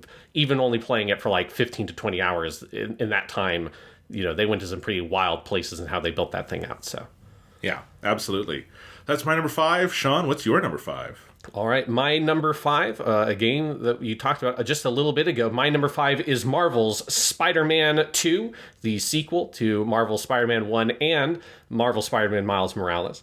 Obviously, you talked about it just a little bit ago, and then we all did a huge giant podcast on it, so don't have to go forever on this one. But it's just an absolutely phenomenal game, particularly if you are a fan of Spider-Man and all that stuff. The way in which it sort of reconfigures and puts together this very unique modern Spider-Man story out of all these constituent pieces from various inspirations from the comics and movies and previous video games and stuff like that. Similar to what they did with the first game, but I think even more impressive this time around, given the number of pieces they play with, incorporating like Anti-Venom with Mr. Negative and all that kind of stuff. Like, they just do some crazy stuff. But at the core, I think the biggest success of Spider-Man 2 is them having the two Spider-Mans, Miles and Peter, and expressing both those characters in gameplay and narrative so well. And it's incredibly fun to switch between those two people, see the world from two very different perspectives, and the way they weave the narrative of both Peter and Miles being at this kind of threshold in their life. Miles into young adulthood, going into college, and then Peter going from effectively young adulthood to adulthood, right? Like, oh, now I have a house because he inherited one from Aunt May, and I have this very sort of complicated relationship with MJ that isn't fully settled yet, and trying to juggle those things, and seeing the impact that the different kind of communities that those two people come from have on their lives, where Miles comes from such a tight-knit, warm community. Peter is so sort of cut off from his community and his old friends and everyone other than MJ in so many ways. And seeing the way that sort of telling that narrative through the symbiote and all of that stuff. We talked about it on the podcast, but I think it's the best use of the symbiote for a Spider-Man story we have seen so far. And Spider-Man stories sure like to go to the symbiote suit a lot. And this is the best time and the best execution of it there has been. Some other stuff about this game, I give it the damn that feels even better award to the web swinging. So I looked back to my Marvel Spider-Man 1 Game of the Year awards, and I gave that one the goddamn that feels good award which I've given to a couple of games for just having a very good feeling mechanic, and it's even better. Like, if you want to get a sense of how much better the locomotion is in Spider-Man 2 than the original Spider-Man, and it was phenomenal in the original Spider-Man, try to play that original game after you've played Spider-Man 2. Yep. It is impossible. It is absolutely, completely impossible to go back to. It's kind of upsetting. Like, I have a student who recently got a PS5, and they were asking me, because they know I play games, they're asking me about, like, what are some good games? Like, he said, like, oh, I really want to play the Spider-Man games. And I told him, like, well, what you should, because have you played the first one? He said, no. It's like, play the first one first. Because if you don't, obviously for the story, but also if you start with Spider-Man 2, you can't go back. Like, I just don't think it would be possible. It would be like, going your whole life where you've been able to run and then someone telling you, oh, now you have to crawl. That's the only way you can move. You just have to crawl everywhere now. You're like, what? Because it's so slow compared to Spider-Man 2's locomotion. And so just the speed of it is incredibly addictive. As well as just everything they do with, the developed trick system from Miles Morales is here and even advanced more. And obviously you get that onto Peter Parker now. So Peter Parker has just this insane range of different animations in the web swing that kind of blows your brain, because it's just, you've never seen something that have so many different kinds of very elaborate animations strung together so naturally in such a short amount of time. But then all the other move sets, like the web wings for gliding, the catapulting yourself with the webs, being able to do loop-de-loops. There's a whole insane range of different locomotion techniques you can use that makes this the most satisfying. I just need to swing around the city for 15 minutes and turn my brain off. It's so much fun. It's an inappropriate amount of fun just to be able to do nothing in this fucking game. I do think, this is something that I think is key to this game's success, is that the new locomotion, which is enabled by the speed of the PS5, really does make this game feel like a next-gen sequel, where Spider-Man, even though they share fundamentally the same map, this feels so distinct from Spider-Man 1 because of that generational leap. I do think this is one thing that, I thought Tears of the Kingdom was the better game overall, felt more full to me, that's why it's number 5, I had Spider-Man at number 6, but it is one thing you feel a little bit with Tears of the Kingdom, where that game doesn't run worse or anything than Breath of the Wild, but you do feel a little bit of ooh, if this had been on the Switch 2 or something, and you could feel that generational leap over it, I think maybe you'd think of it as a more distinct game. Spider-Man 2 does not have that problem, and I think this is the reason. Yeah, absolutely. And it's so much fun. I agree with you about you said that it's a big bummer that New Game Plus isn't in. And in some ways, even more than New Game Plus, I just want an easy way to change the time of day post-game. You can do it through a glitch that you can do. If you look it up online, you basically go to the different Mysterio missions. And basically, if you quit out of the Mysterio mission while it's loading in, it will change the time of day in New York City to whatever it was in that mission. So you can get most of the major times of day if you want to, but you have to jump through a weird hoop to do it. But being able to swing around the city at night with the classic symbiote costume, with the option that has the outline, the red/blue outline on it, like it's the original comics or the old 90s cartoon, where they have to give this sort of colored outline to put definition into the black suit. That looks so fucking good at night. And it's just, I really do. I know that they've said that it's coming out relatively soon, but I'm really excited for that New Game Plus update, which they've said will come with the time of day option as well, which I hope they have all the weather features and stuff like that, like they did for Miles Morales as well. But regardless, just swinging around the city is so much fun. Obviously, the combat is improved even more, and being able to sort of, especially with Peter, have his combat get that kind of Miles Morales touch of them sort of, how they evolve the combat in that sort of mid-game. Getting Peter having all that as well with his tech and then his symbiote suit is incredibly good. This game also just has phenomenal side content, top to bottom. It's just the Carnage missions, the museum missions, the Howard and his pigeons.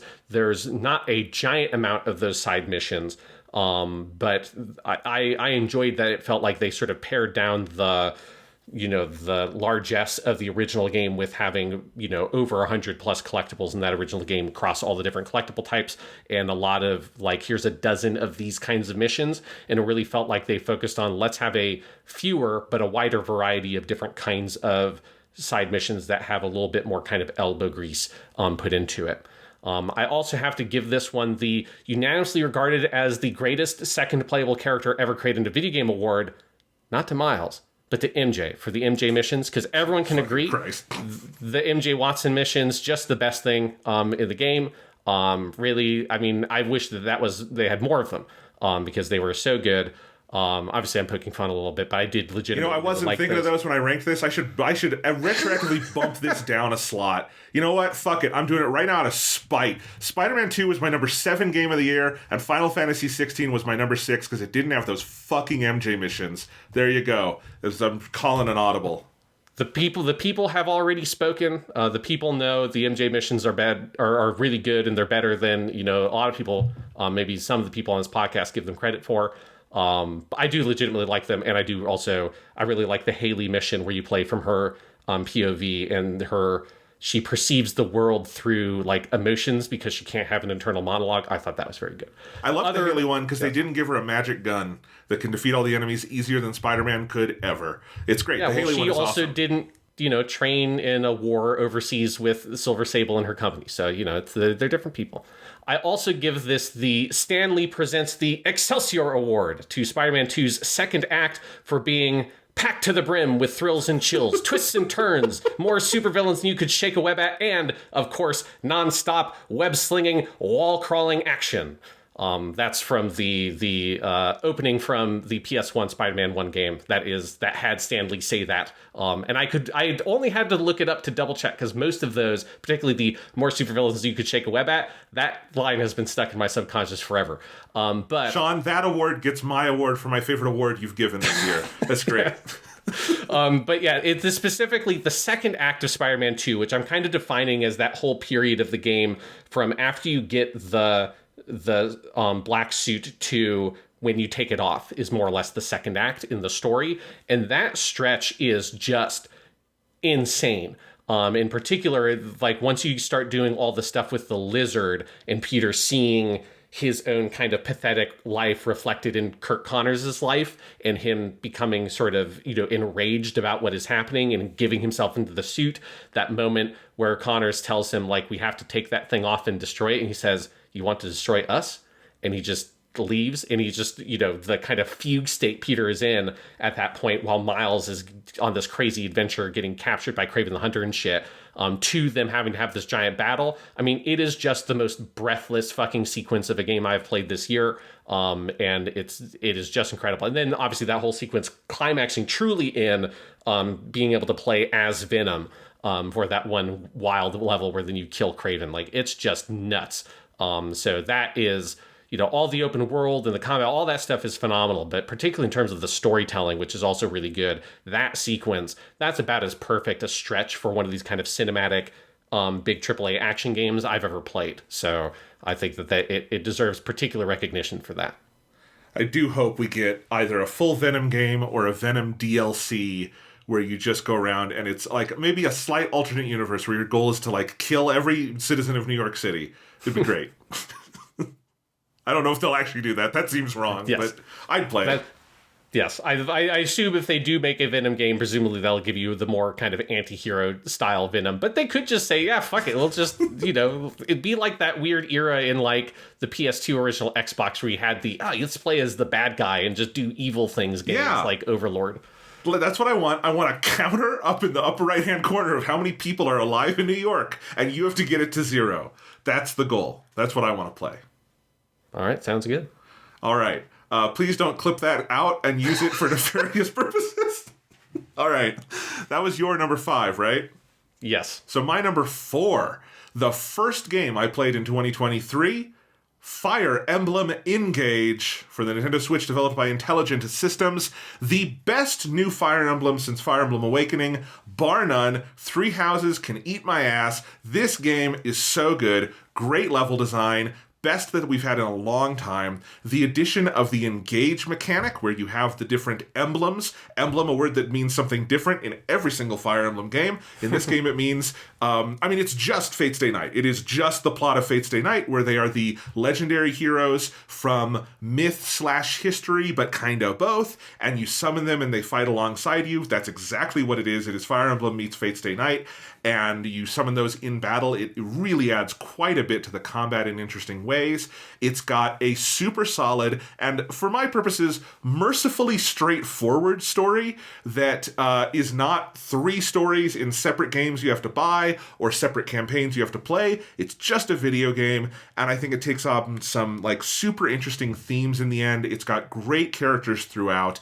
The character Vale in particular, voiced to outstanding effect by Reina Ueda, is one of 2023's great video game characters. I love all the conflict that emerges from her. If I did silly awards the way you did, Sean, I would create some kind of award for Vale and for Reina Ueda's performance. But the whole cast is fantastic. And the Japanese ensemble, if you listen to this in Japanese, is a very star-studded affair. The protagonist is voiced by Hiro Shimono. You've got Saori Hayami in there. You've got Junichi Suwabe, Pharaoh's Eye, Kenjiro Tsuda, Hikaru Midorikawa, so many others. I didn't like the DLC that came out as much, but that campaign got Romy Park and Takuya Eguchi as the main characters, so they definitely did not skimp on the cast for us there. It's got a really tremendous vocal ensemble.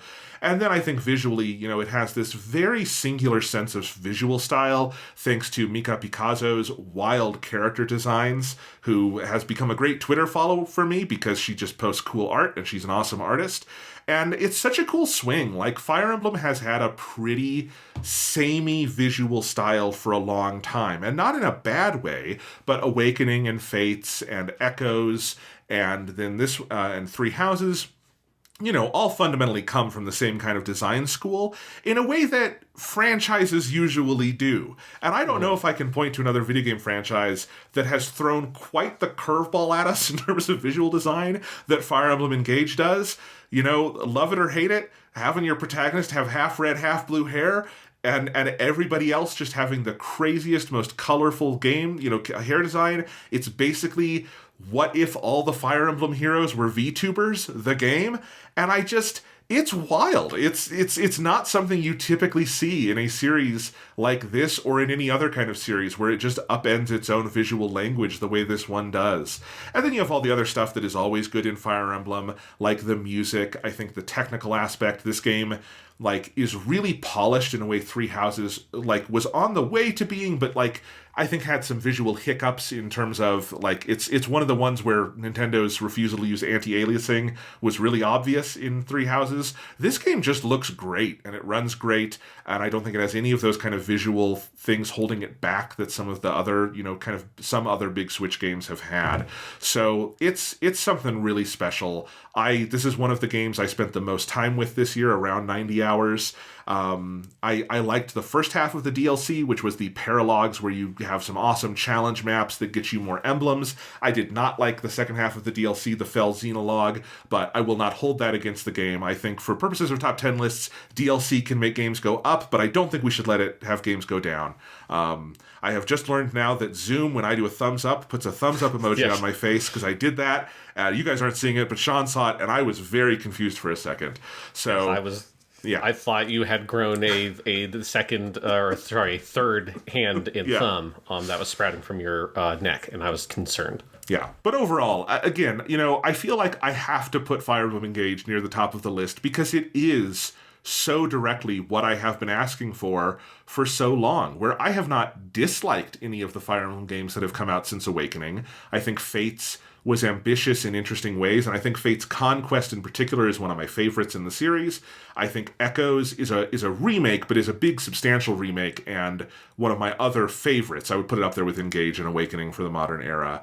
And Three Houses, it was on my top 10. There are things I like about it a lot. It's not a game I will ever see all of because I think it's ridiculously overlong, and I think it kind of wastes a lot of its structuring potential, and I think it doesn't do kind of the fundamentals of map design as solidly as I would want. And Engage just fires on all cylinders. It tells this nice, focused story. It's still a big, sprawling JRPG narrative, but for Fire Emblem, it's more back to, I think, the kind of thing you saw in Awakening. It's got a really good cast. It's got some really key themes it cues in on. It makes the world feel alive. And just the basic map design is so rock solid in this one. It is so fun to play. It is exactly what I wanted. It came out of absolutely nowhere. They announced this game like 3 weeks before it came out. It was brilliant. I think it's been mostly forgotten because it came out in January, so it has not been on anyone's year-end lists, but it deserves to be. It was fantastic. And I'm very glad I remembered it throughout the year so I could put it here as number 4 because it's been like a full-ass year since this game came out, but it was wonderful. Yes, it's definitely like Hi-Fi Rush in that, like, you have to take a second to be like, was that this year or was that last year? Yes. Because Fire Emblem Engage, I was having this thought a little while ago where I was thinking about, wait, did they put out Fire? Oh yeah, that was this year. But yeah, it does feel like that game kind of just got lost in the mix at a certain point because I haven't heard people talk about it in sort of end of the year conversations much. Yeah, I mean, the industry had a lot of games. Nintendo had a lot of games, as my list has showed already. But this one should not be forgotten. It was fantastic, I think. If you are a Fire Emblem fan who is there for the Persona-esque social sim stuff, Three Houses is the game for you. If you are there for Fire Emblem because you liked Fire Emblem, that's what Fire Emblem Engage is. And I also just want to appreciate this game for being a multiversal story in our age of multiverse stories that is ultimately not about the multiverse stuff. It is about the characters who are original to this game, the characters who are guest stars from other Fire Emblem games. They're nice to have. I think mechanically they open up interesting stuff in the combat, but it is much more on the kind of Fate Stay Night level of things where it is not about like bringing in a bunch of heroes from other IPs or things to like, kind of just have a recognition fest of like, I know that person. It is to tell the story that it's here to tell. And that was one of the nicest surprises about this game as well. Nice. That's my number 4. All right. My number 4, a game that we have talked about a lot on the podcast. And we are at the point where all of these games are games that could be easily a number 1. Honestly, Spider-Man 2 could easily be a number 1 another year, but this game in particular was my number 1 for quite a long time till I got to the fall. This is Street Fighter VI. Holy shit, this game is incredibly good. My number 3 is Street Fighter VI. We're doing it again. So there we go. Yeah, well, we can talk about it together. It rocks. Yeah. Well, let's start with my favorite award for this game and kind of my favorite thing about this game. I think this will connect a lot to your experience, Jonathan. This is also by far the most obscure award I'm given, so I'm going to have to explain this reference after I say it, which is always the best kind of jokes is when you have to explain them. Unless maybe I know we have a couple people who have gone into like teaching in high school and stuff, so they might understand this joke. But I give this the Vygotsky Zone of Proximal Ass-Kicking Award for teaching players a whole new genre. What that means are people who haven't had to take classes on pedagogy. There is a concept in teaching called the Vygotsky Zone of Proximal Development, which is basically just when you're looking at a student, you're trying to make sure that you're looking at sort of the zone of what they have developed. Think of like a circle that's like these are all the things they know and they have practiced and they already are good at. Then you have a small circle around that one, which is their zone of proximal development. These are the things that they don't quite know or can't quite do, but are within reach, and that's what you're trying to teach them. Then outside that smaller circle is the zone of what basically the things that they don't know, can't do, and are too far away that they can't learn it yet. So you have to focus your teaching on this zone of proximal development. What is this one sliver of the next stage? And that's where you have to focus your education on. This is what Street Fighter VI, I think, is most phenomenal about, is that it is so good, specifically through the World Tour mode, of actually teaching the player how to fucking play a fighting game. Because fighting games are notorious as being one of the hardest to get into genres, that is incredibly insular, has a huge, like a really high level of technical complexity in terms of your, like the player's input to play it, and has very little in terms of the way of onboarding and tutorialization that is actually meaningful, that is beyond like, here's a combo, try to do the combo. Like, here, we'll put the combo on the screen, do that. And you're like, how? Right? And Street Fighter 6, whether you're doing, obviously, a huge step it has, which is having the modern controls, which has allowed a whole new generation of players who have never really even touched a fighting game get into it. And that's one thing. But even for someone like me, who's played enough fighting games that I'm very comfortable playing with the classic control setup, and in fact, it's hard for me to play the modern controls because my brain can't get used to it. I'm too used to doing the old way. But even for me, who has played enough to do that, but is nowhere near a actually proficient player of these games, the closest I got to that was with Dragon Ball FighterZ, and even that I wouldn't really consider myself proficient at. Okay-ish is maybe the level I reached with Dragon Ball FighterZ. And so Street Fighter 6, I just learned so much about this game and these kinds of games, Street Fighter and Street Fighter style fighting games, by going through the World Tour mode. And that is just such an incredible achievement of game design that it did a thing that 30 years worth of fighting games has not managed to do up till this point. Absolutely. I mean, that is the number one reason why it is as high as it is for me, is just that this is... I mean, they were very good, I think, in the lead up to this game at signaling that this would be part of the game, because fighting games usually aren't even on my radar because they just feel out of reach for me, unless it's Dragon Ball associated, right? And then I'll give it a try because I like Goku. But Street Fighter, I don't know a lot about. It's a series I've respected and admired from the sidelines, but never really gotten into. And then... this came out, and I've played 60, 70 hours of it. It's incredible. And I was starting fresh, so I did use the modern controls.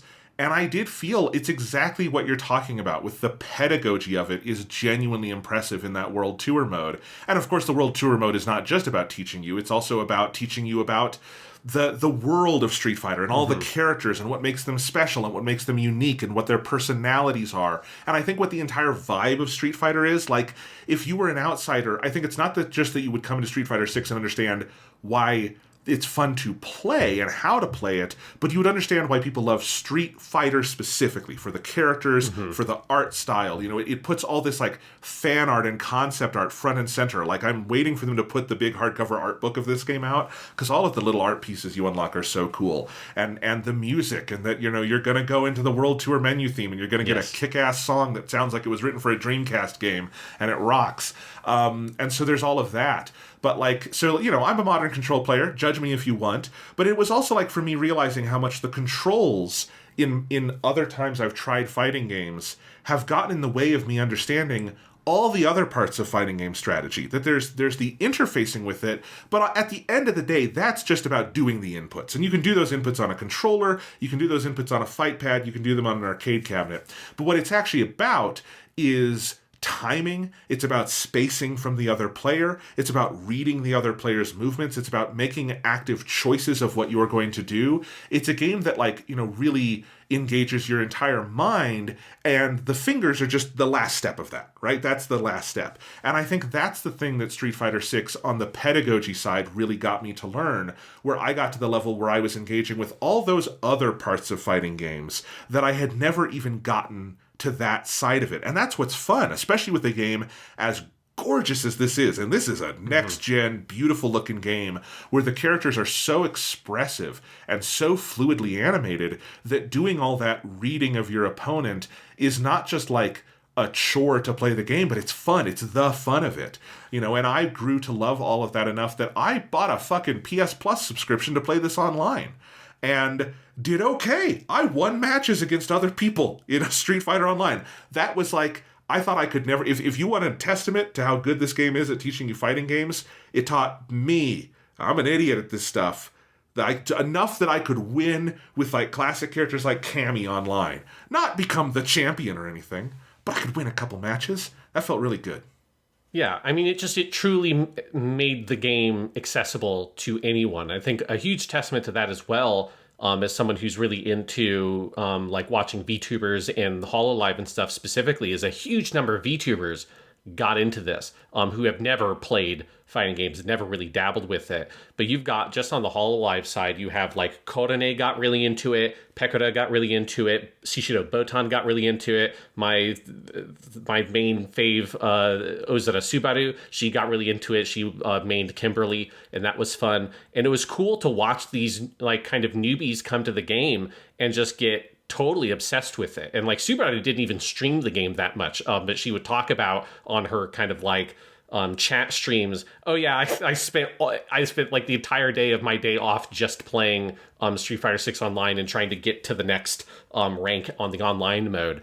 And there were all these like tournaments where they would have different levels of like, oh, let's have like 5 people on a team, and each person is at a different level of development. It's like, you know, the lowest person is, this is the first time you've ever played a game like that. The top person is an actual pro who competes at like EVO and those kinds of events. And they had the top players mentor the more novice players, and they did all these streams building up to the actual tournament. And I didn't like watch all of that content, but I watched a lot of it through clips. And it's like, you know, that as much as me playing the game made me just admire the skill of its structure and the modern controls in particular, because most of the new players picked the modern controls.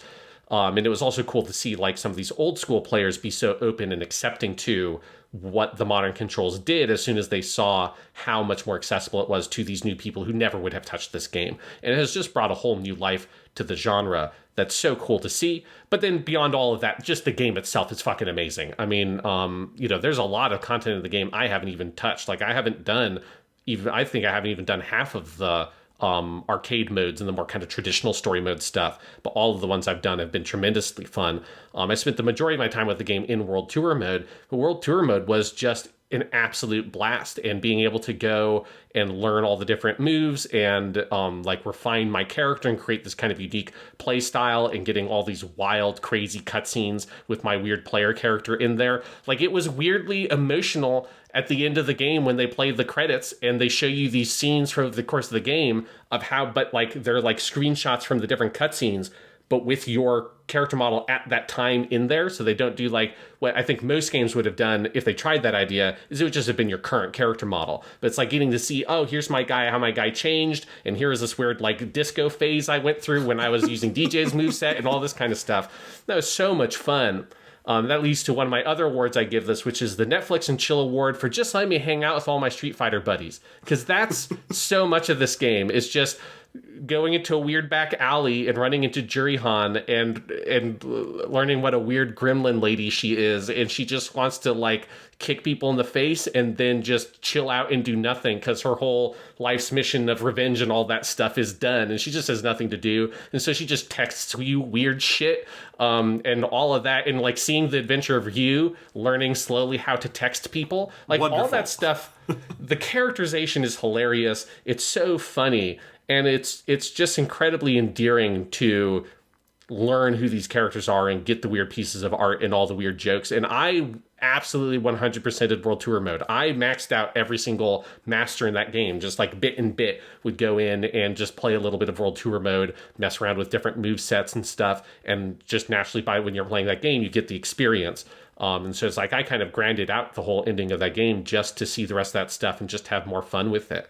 And yeah, like the fundamental fighting is so satisfying. Just the most important thing any fighting game needs to do is make kicking someone in the face fun. And Street Fighter 6 does that and then some. But then there is also one last thing I have to give this game.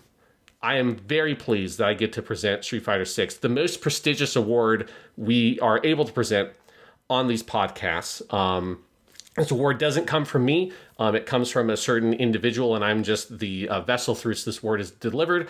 And any game that achieves this award must satisfy 3 very specific things. 1, the game must be excellent. 2, the game must be peculiar in the ways in which it's excellent. And then 3, the game must prominently feature the work of the greatest living voice actor of our time, the wonderful Miyuki Sawashiro.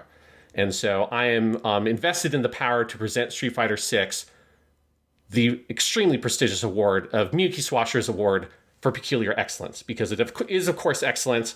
It is incredibly peculiar in the ways in which it's excellent. And then, of course, you have a phenomenal performance of Cammy by the wonderful Miki Swashko. So congratulations, Street Fighter 6. While technically you're not my number one game of the year, you are the most important game of this year because you got this award. Absolutely. Was that award originally coined for Digimon Story Cyber Sleuth? No, this goes back to the first time I ever gave awards, which was actually to games in my honorable mentions. And this was Final Fantasy XV got it because that game was good, but also bad, and so that's where Peculiar Excellence originally came from. It was like, it is excellent, but it's fucking weird, and I didn't like the game enough to put it in. But my favorite part of the game was she plays honestly a relatively minor character, but there's that one like dragoon kind of lady in that game. I think she's called Aranea. If that's true, it's insane that I still remember that, and says a lot about how much I like Miki Swashro. That's like the only thing I remember about that game at this point, but that is where it came from. In most years, there has been at least one game, like Yakuza 0 was one of them. I think Persona 3 Dancing Moonlight was one of them when that and the Persona 5 Dancing game came out the same year. So it hasn't been every year, but most years there has been at least one game that has satisfied the very specific conditions for this award. Fucking Aranea Highwind, you nailed it, Sean. You nailed it. There you go. That game is like 8 years old. Jesus. Here's the two characters from Final Fantasy 15 I can name. Aranea and Noctis. The rest of them, I don't remember. Well, I think this will be a competitive award next year as well. I mean, we're going to have the Persona 3 remake where she's Elizabeth. Yes. So that's going to, that could take it home. We'll see next year on the podcast, but yeah, very much deserving of it. Yeah, this game, it's such a tremendous blast of creativity. It is so full-featured. This is a game that gives you your money's worth and then some. And if you have not been into fighting games, you need to play this. I have been recommending it to everyone I possibly can. And it is an uphill battle, because I still feel like it is. People don't believe me when I say, no, I promise you will enjoy this, even if you're not into fighting games. I promise you it's in there. And some people still don't believe me. But, it's an important genre that you should learn if you care about video games at all. And this is the one to do it. It's outstanding. Yeah, it's phenomenal, and I'm excited for, I think it's not too long from now, they'll put Akuma in as the next DLC character, and I might start picking up some of the DLC and getting back into it, because I do want to play Akuma, because he's very cool. And some of the new characters have looked cool, but none of them have been like I gotta go into this game again to play this dude. And Akuma, I think, will be that for me, because I've always liked playing him in some of the other Capcom fighters I've played. Awesome. Well, Street Fighter 6 was your number 4. It was my number 3. It is undeniably one of the best games of the year. But, Sean, that leaves us to you for your number 3. Yes. All right. My number 3, appropriately enough, is a number 3. We are at the point where ranking is got very hard for me at this point. But my number 3 is what is for most people their number 1. But it is Baldur's Gate 3. A game that I feel like I played for 3 months or something. It is it's kind of like for you, Jonathan, with Tears of the Kingdom, where that was your entire summer. Baldur's Gate 3 was kind of my entire fall outside of a couple of things. And it's a game that I was initially kind of on the fence about, partially because I knew I would probably need to play, even though I have an okay-ish PC, it probably would have not been quite enough to play this game. And I was a little bit timid about playing it on console, but then you played some of it and talked about playing it on the PS5. I was like, okay, I should give it a shot. And then I played it, and then I was sort of obsessed with this game for an incredibly long amount of time, because it is a giant, incredible game, and there's so much in there. And I think for me, the biggest thing with Baldur's Gate 3, and I'll just give it for this award, the Blast from the Past award for making a high budget D&D based CRPG in 2023, where obviously we've had games that have evoked the Infinity Engine games of the early 2000s, like the original Baldur's Gate, Icewind Dale, Neverwinter Nights, those kinds of games. But they've all been weird little games on PC, like the Divinity Original Sin games that have felt very niche and marketed towards a very niche demographic. And Baldur's Gate 3 is one of those kinds of games fundamentally, but is built for, I think, a bigger audience and is marketed towards and onboards you more effectively for this much wider, more mainstream audience, which is why I think this game has found such tremendous success, is that it is actually very accessible, but it doesn't sacrifice any of the weird complexity of the genre for that accessibility. It's just you don't need to know all the intricacies of fucking THAC0 and all the weird D&D bullshit in order to play the game. That's just all nice stuff on top of that if you want to go to that level. But the game, you just boot it up, you spend like 2 hours making the absolute perfect character because it's got an incredible character creator, and then you're just away on the adventure, and it just sucks you in immediately. And it really did remind me of the 2000s, where you got a lot more games like this, games on console like Knights of the Old Republic, Mass Effect, or Dragon Age Origins in particular, where this was a pretty mainstream, very successful genre that multiple big publishers were really invested in. And that genre just kind of dried up and went away. And to see this game come back, and not only is it doing that stuff, it's doing it better than any of those games ever did, particularly when you're looking at specifically the role-playing and the design through the role-playing. I mean, this is just at a whole other fucking level. The choices this game makes in terms of how it tries to represent the D&D experience to a video game player is so smart, starting with the little tiny but momentous decision of showing you the dice rolls and making the dice roll a fundamental part of the game. And I think it, one, communicates much more clearly to the player the ways in which your character build is influencing the things that happens in the game, because it's exposing to you at every moment it becomes relevant how your dexterity stat affects things, or how the fact that you're a ranger affects things, or your knowledge of history or religion, or all the different kinds of random little things you build into your character that are small details of little things you invest in that can have notable consequences in the outcome of scenarios based on how it affects the dice rolls. And that is such a big choice that changes so much of the way that you as a player perceive what's happening, and are able to engage actively and make choices as the player, as a role player in the game. And that's just a thing that none of these games have ever really done that. Or if it does it, it's always hidden away in a weird tooltip window you have to pop up in the corner, and it has already happened, and it tells you what the dice rolls were for the thing that already happened, rather than you having to press the button, look at the dice roll, and just be like, don't give me a 1 again, you motherfucker. Like, please, I really want this one to succeed. So that choice in and of itself alone, I think, is kind of synecdoche in many ways for the larger whole of what Baldur's Gate 3 is doing. There's so much else, though, about this game that is phenomenal. One that I want to present for this game in terms of an award, I have seen a lot of conversation around Baldur's Gate 3 in terms of the vocal performances, which are obviously phenomenal. And in particular, people have been giving a lot of awards to Neil Newbon, who plays Asterion the Vampire. And I get that because he is the best party member. And if you're looking at the party members, that's the best vocal performance. But I think people are sleeping on the actual best vocal performance in this game. And so I give the Gary Gygax Presents the Best of DM award to Amelia Taylor, who's the voice of the narrator in this game.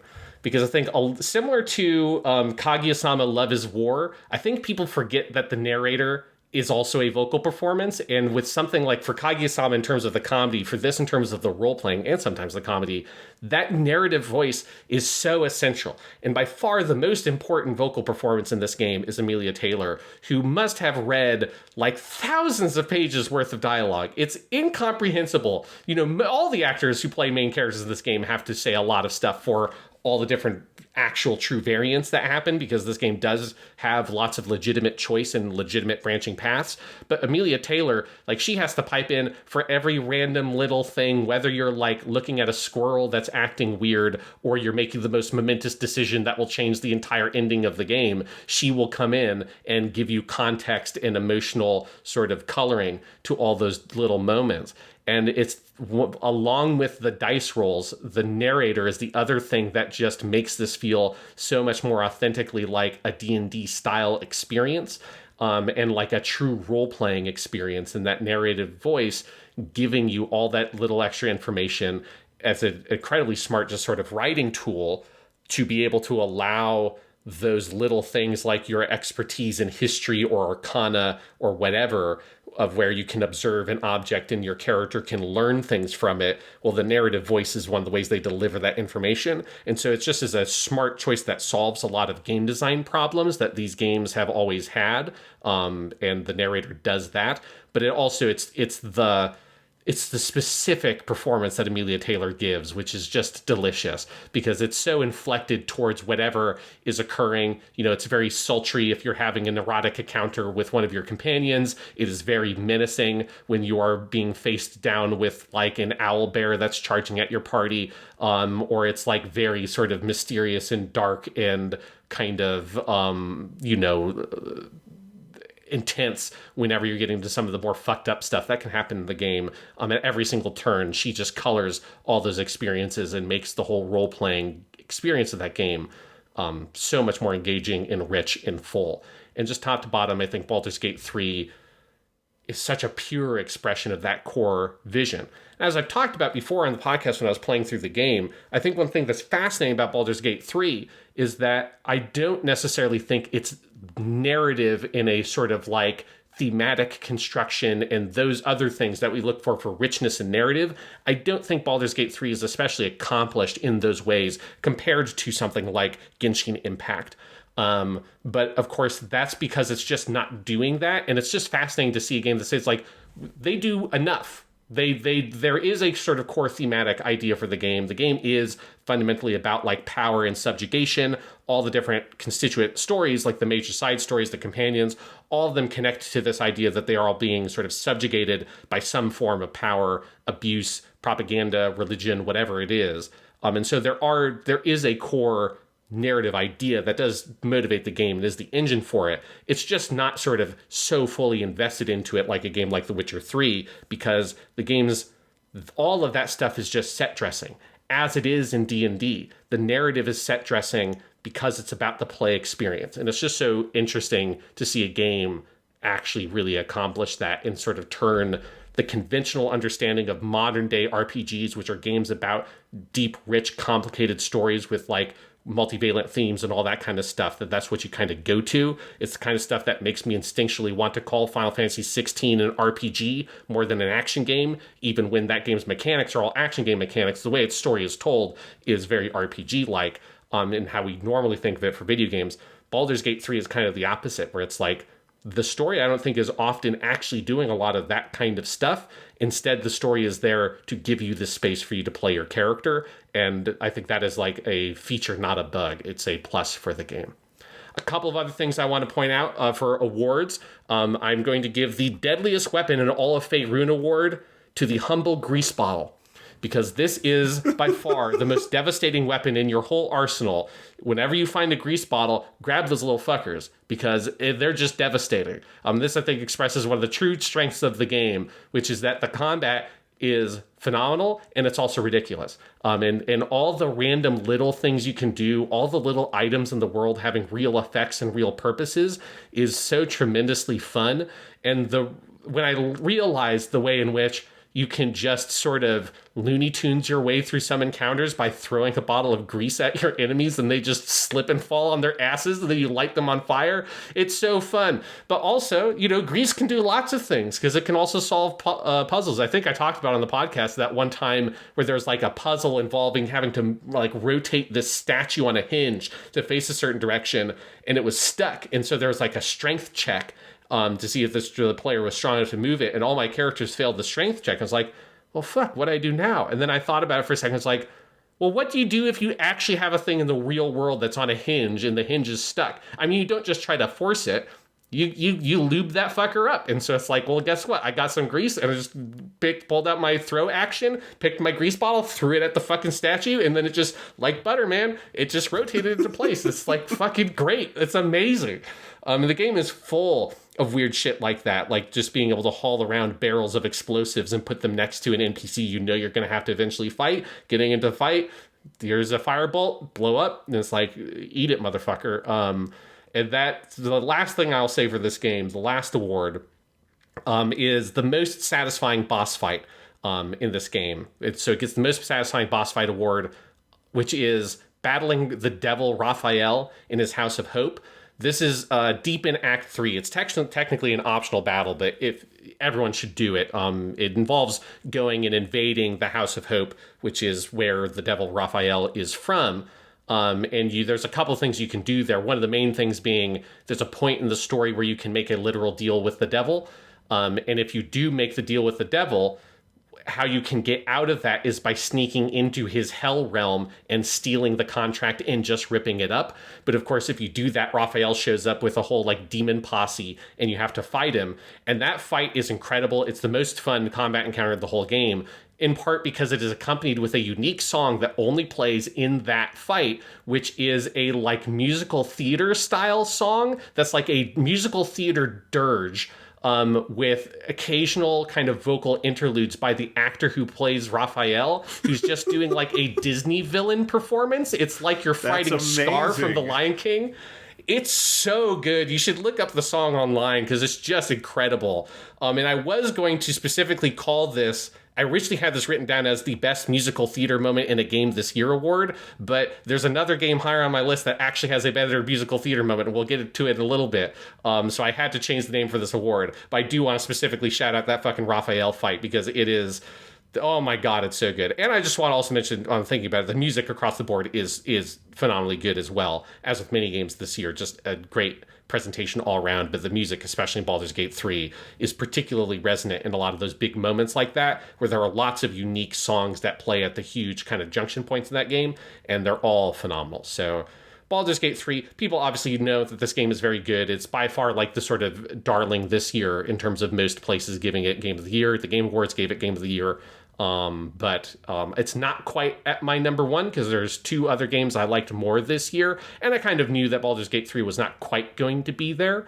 But it in any other year, this would be a pretty easy number one. This was just an unusually good year for releases, particularly for some games that I was way into. So Baldur's Gate 3, it's a hell of a game. It is a hell of a game, and I just, I want to reiterate, it's not on my top 10 because I didn't finish it and I didn't feel fair ranking it. I did go back in, I'm looking at my PlayStation 2023 wrap-up. I played 30 hours of this game, so it's not like, and that is more than several other games on this list that's not that much less than like Spider-Man 2. I mean, It's crazy. I played a lot of this game. I got into Act 2. And I love it, and I think it's great, and it has already inspired me. Sean, do you remember I think 2 years ago on the podcast, we did those birthday podcasts where we each got to choose something? And That's when you introduced me to VTubers, a podcast, by the way, that is cited in my dissertation, because there's a point where I mentioned VTubers, and I did a footnote where, I have to explain what VTubers are, and I went, okay, instead of explaining this, I'm just going to link. I quoted something you said on the podcast, and I said, for a longer explanation, listen to this episode, because it breaks the encompassing of a footnote. But then for mine, I did my Chaos Monopoly game that I worked on during the pandemic, that is Monopoly as an RPG. Well, since we played that together and you made some suggestions, I've been picking away at kind of an update to it. I'm calling it Chaos Monopoly 2.0, Classes and Capitalism, because I'm adding in character classes and all this stuff to make it a true, proper RPG. And playing Baldur's Gate 3 supercharged that effort, where I'd gone in and I completely revamped it after playing Baldur's Gate 3, including adding advantage and disadvantage, which is in modern D&D and is in Baldur's Gate 3 throughout Chaos Monopoly. So at some point, we'll have to play that again on the podcast now that it has been fully RPG-ified. And I just want to thank Baldur's Gate 3 for the inspiration. There you go. Well, I'm looking forward to what monstrosity you're putting together, and I hope nobody blames Baldur's Gate 3 too much for being responsible. Oh my gosh, come on. There are 1, 2, 3, there are 5 classes now. Do you want to hear what they are really quick before we move on? Sure, yeah. Okay. The classes that you can have, and there's stats. So let me go through the stats first. There's now business, charisma, dexterity, intelligence, and vitality. Business is the only one kind of unique to my stupid game. And then the classes are Fat Cat, who has high business and intelligence, but low dexterity and vitality. Street Fighter, who has high charisma and vitality, but low business and intelligence. Madman, who has high charisma and intelligence, but low dexterity and vitality. Roadrunner, who has high dexterity and vitality, but low business and charisma. And English Major, who has average everything. No offense. I appreciate the last one. Yeah. I also considered having English Major saddled with like $100,000 of debt at the beginning of the game, but I thought that was too mean, so I didn't do that. It would be more realistic. If you like have a realism modifier you can put on, then you'd want to include that. All right. So anyway, Baldur's Gate 3 slaps. That was your number 3. So my number 2, we're getting near the end here, is Resident Evil 4 plus Separate Ways, developed by Capcom. You talked about it earlier. I loved this game so much. I loved this game almost literally to death, to the point that I have had to delete this game from my PS5 twice. Not because of storage considerations. Oh no, because I was playing it too much and I wasn't doing other things. Because, Sean, when this game first came out, I don't even know if you know the full extent of how much I played this game. I platinumed it, and that took 4 full playthroughs and possibly a bit of a 5th. I don't quite remember. It was a haze.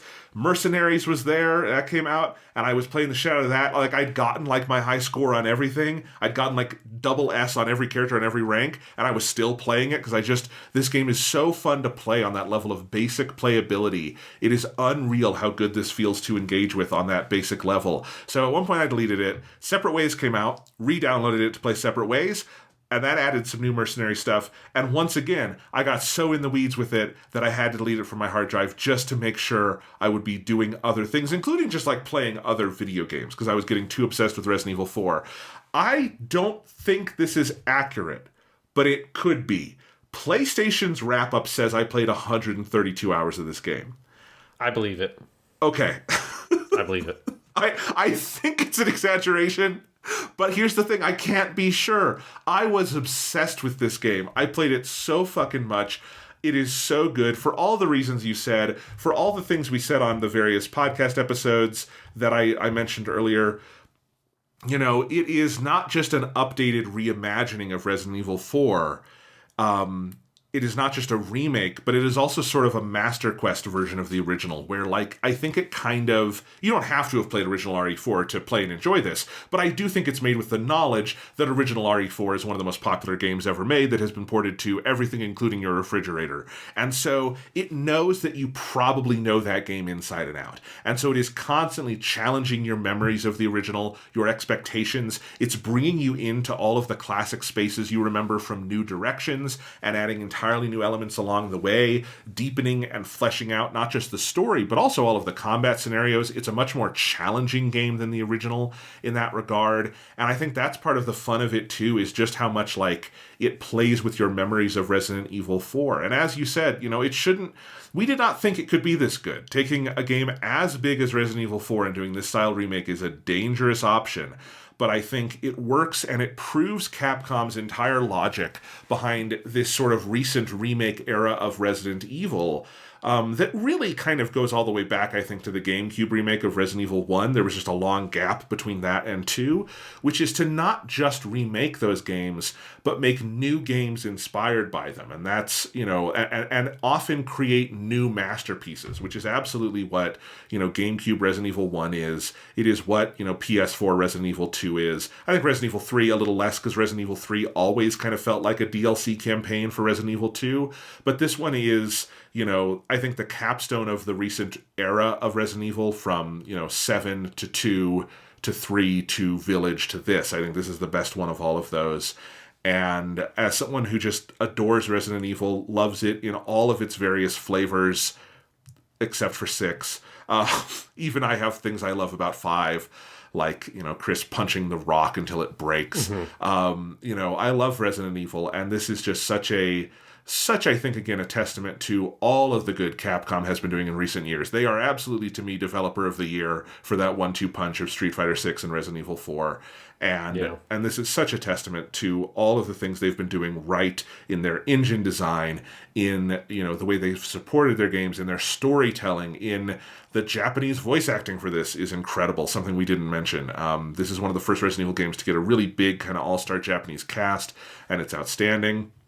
And in that Separate Ways DLC, in my head for a long time, it was Street Fighter VI at number 3 and Resident Evil 4 at Street Fighter 6 at number 2 and Resident Evil 4 at number 3. And I think it was Separate Ways that pushed it up to number 2 for me, because I think it is such a good DLC. It's such a big improvement on the original Separate Ways. And I think it finally gives, you know, Ada her day in the sun, her due that the series has never properly given her. And I wish it would do even more. I really want them to make a Resident Evil 5 that has nothing to do with old 5, but is a new Leon and Ada game. I think that's what they should do next, because it just feels like they could do so many cool things. But the new Separate Ways, it added its own new environments. It once again remixed in existing environments. It added that grapple hook that was so fun to use and to play with. It's wild. I think this is such a complete package. I also think it's worth saying that Separate Ways DLC was only $10. And that feels like just one of those little wow, that is a really good value for a $10 DLC. That's awesome. I like that just as a consumer sort of friendly thing. This game was a $60 game, not a $70. So overall, incredible. And I played this game. I don't know if I actually played it 132 hours, but I definitely played it an unhealthy amount because it is so good. And I can barely talk about it coherently, but absolutely one of the games of the year for me, and an easy number 2. Yes, well, I think because Separate Ways came out after you started playing Baldur's Gate 3, right? Yes. So isn't Separate Ways basically the reason why you didn't finish Baldur's Gate? Yep. I think I deleted it again to try to get back into Baldur's Gate, and I just didn't. And then I think Spider-Man came out. I don't remember the exact order of things. Yeah. But yeah, definitely Separate Ways kicked me off of Baldur's Gate 3. It fucked me up completely. Yeah, because I remember it just seemed like there was a couple weeks there where all you were doing was playing Resident Evil 4 Remake again. Yep. It was just like... I mean, I played Separate Ways at least twice. I might have played it 3 times. Yeah. I mean, it's a hell of a game. All right, so that was your number 2. Now, my number 2, and this was for a very long time, just sort of sitting comfortably at my number 1 before I had to have a real deep introspective moment last night where I was trying to decide, because it was until 11 p.m. last night that this was my number 1 game, and then I made a last-minute switch. My number 2 for 2023 is Armored Core 6: Fires of Rubicon. This game, I think this game is kind of, to me, in some ways, what Resident Evil 4 Remake was this year for you, Jonathan, because this was the game that was just on a pure mechanics and feel level. This was a game I couldn't stop playing, and I could not stop thinking about. I would literally go to work the next day, and then there would be a lull in the lesson, and I would find my mind wandering to just thinking about playing this game, just picturing my mech sliding around a corner in this environment, firing 2 submachine guns, and then boosting into a motherfucker and kicking them in the face. And it's be I can't do this. I had dreams about playing this game. It just seeped into my fucking bones, because this game is incredible. Obviously, we love From Software, some From Software on this podcast. They regularly are featured either at the top or near the top of top 10 games multiple times, with whether it's Elden Ring, Sekiro, any of the different Dark Souls games. But this is a very different kind of thing, right? This is not a Dark Souls style game. It's a very different kind of game from Software, unless you're going all the way back to the old Armored Core games, which this has been a dormant franchise for over 10 years. So this is the first time I've ever played an Armored Core, and it was just amazing to come into this game and feel the ways in which From Software's fundamental design philosophies can be applied to such a different kind of game and get similarly superb results, because this game is just perfect. I can't think of anything to criticize this game for. There's nothing that feels like a weak chink in the armor. It is just an absolutely flawless video game. When I talk about my number 1, the only reason why my number 1 ends up at the number 1 this year is purely a question of ambition, not necessarily a question of execution, because Armored Core 6 is a more modest game compared to what I have in my number 1.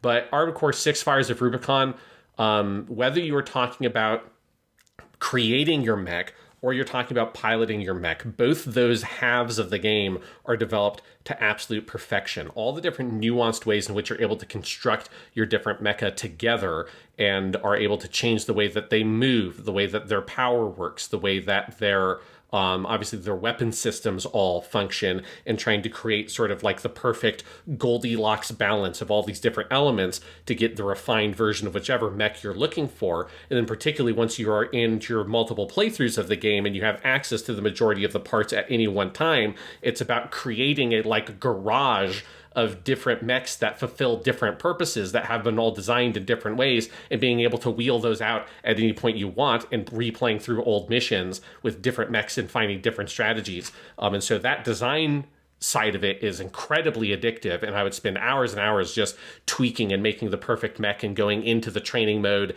and trying out this weapon and going, no, well, what if I swapped this battery out for that battery? How does that change the movement? How does it change my boost?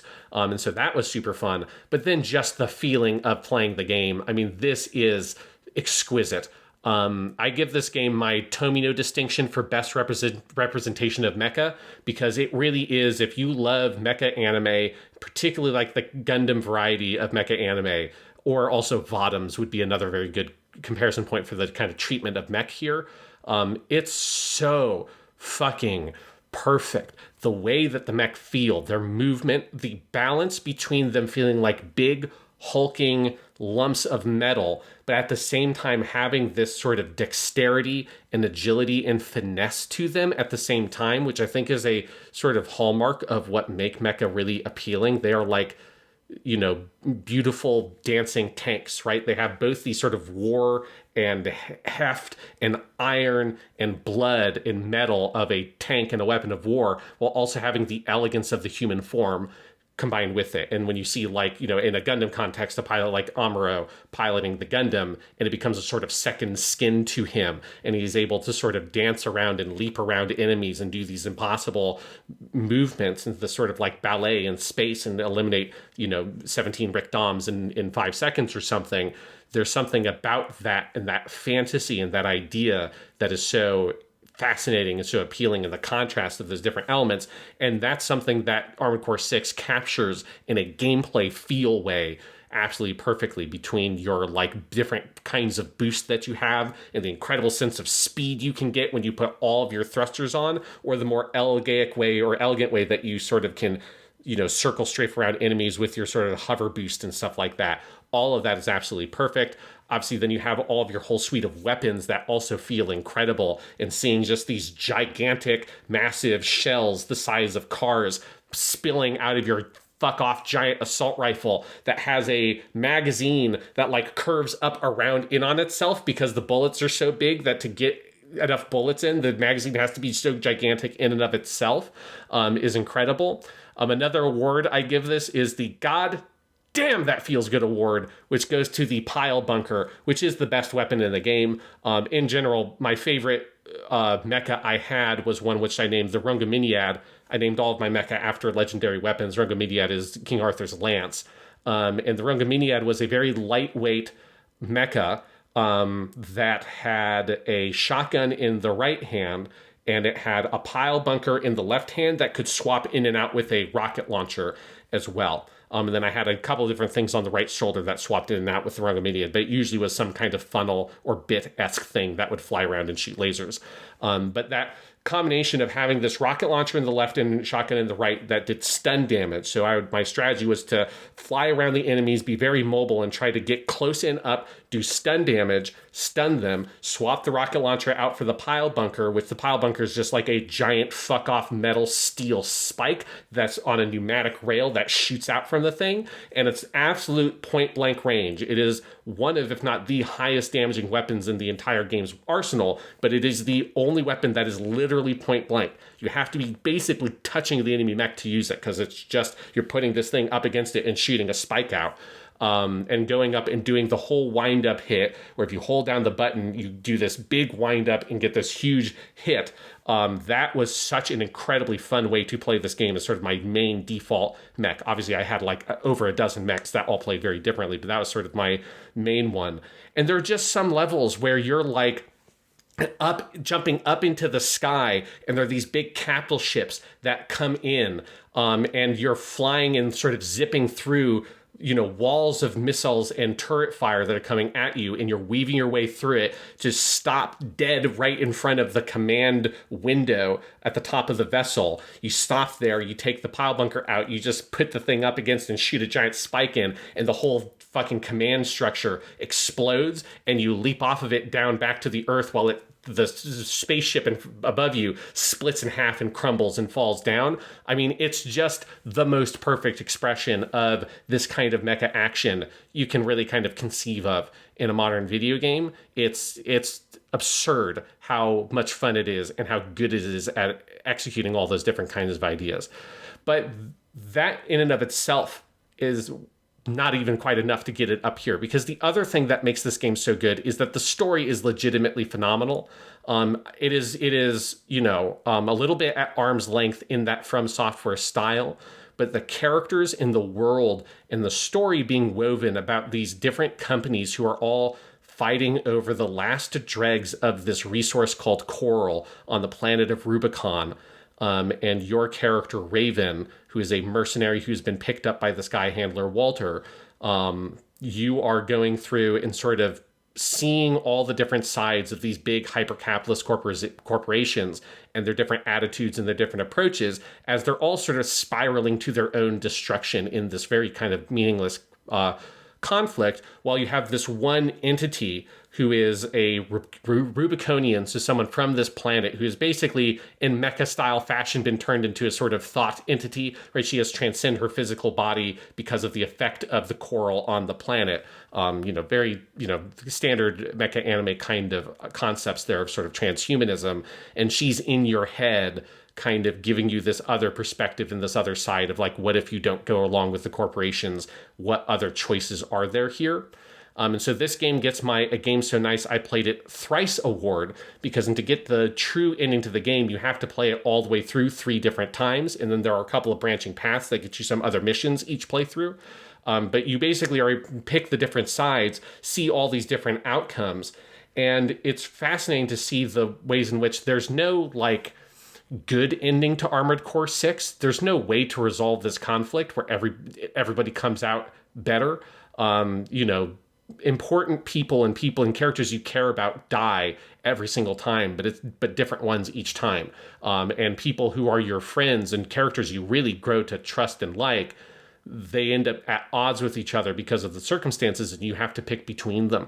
And I was very impressed that the game really stuck to its guns and never gave you the secret ending, this is how everybody lives this time around because you played the game enough. It's like, no, the last ending is the most radical of all of them. That's the kind of, in a Dark Souls-esque way, it is the, what if we destroy the entire system? What is left?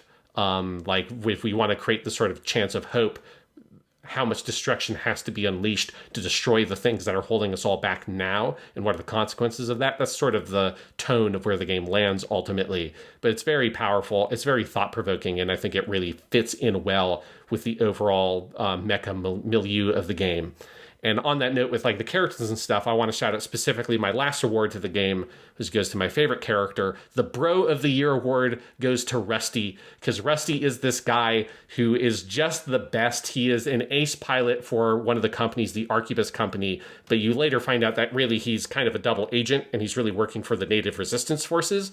But he's just this absolute badass motherfucker who's with you on a bunch of these missions. He is a sniper on this crazy boss fight where all the companies come together to fight this giant mechanical worm that is harvesting the coral. And he is 50 miles away on a giant railgun sniping at this thing. And he's just the coolest guy on the planet.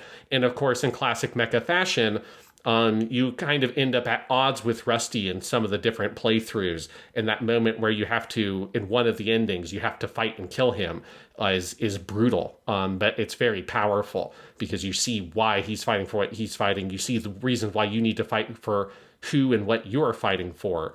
Seeing the different ways that his character goes, because he's a character that's there from one of the very early missions all the way to some of the last missions in the game. So he's one of the most primary characters in the story. He's just so cool. It's a phenomenal vocal performance, particularly in Japanese. And, anyone who's played the game knows what I'm talking about. That Rusty, you're a real one, brother. I know you're still out there somewhere in space. I know you're not dead. I know you're still out there. I hope that they put Rusty in whatever expansion or sequel they make to this game. Awesome. So that's your number 2, which means it is time for my number 1. So what could it possibly be? So, for my list, number 10 was a Mario game. Mario started this list, and Mario's going to end this list because this one was not hard for me. My number one, with an absolute bullet, was Super Mario Wonder for the Nintendo Switch, developed by Nintendo EPD. It is the best 2D Mario game of my lifetime, because there hasn't been one this good since Mario World, and that was 1990, before either of us existed.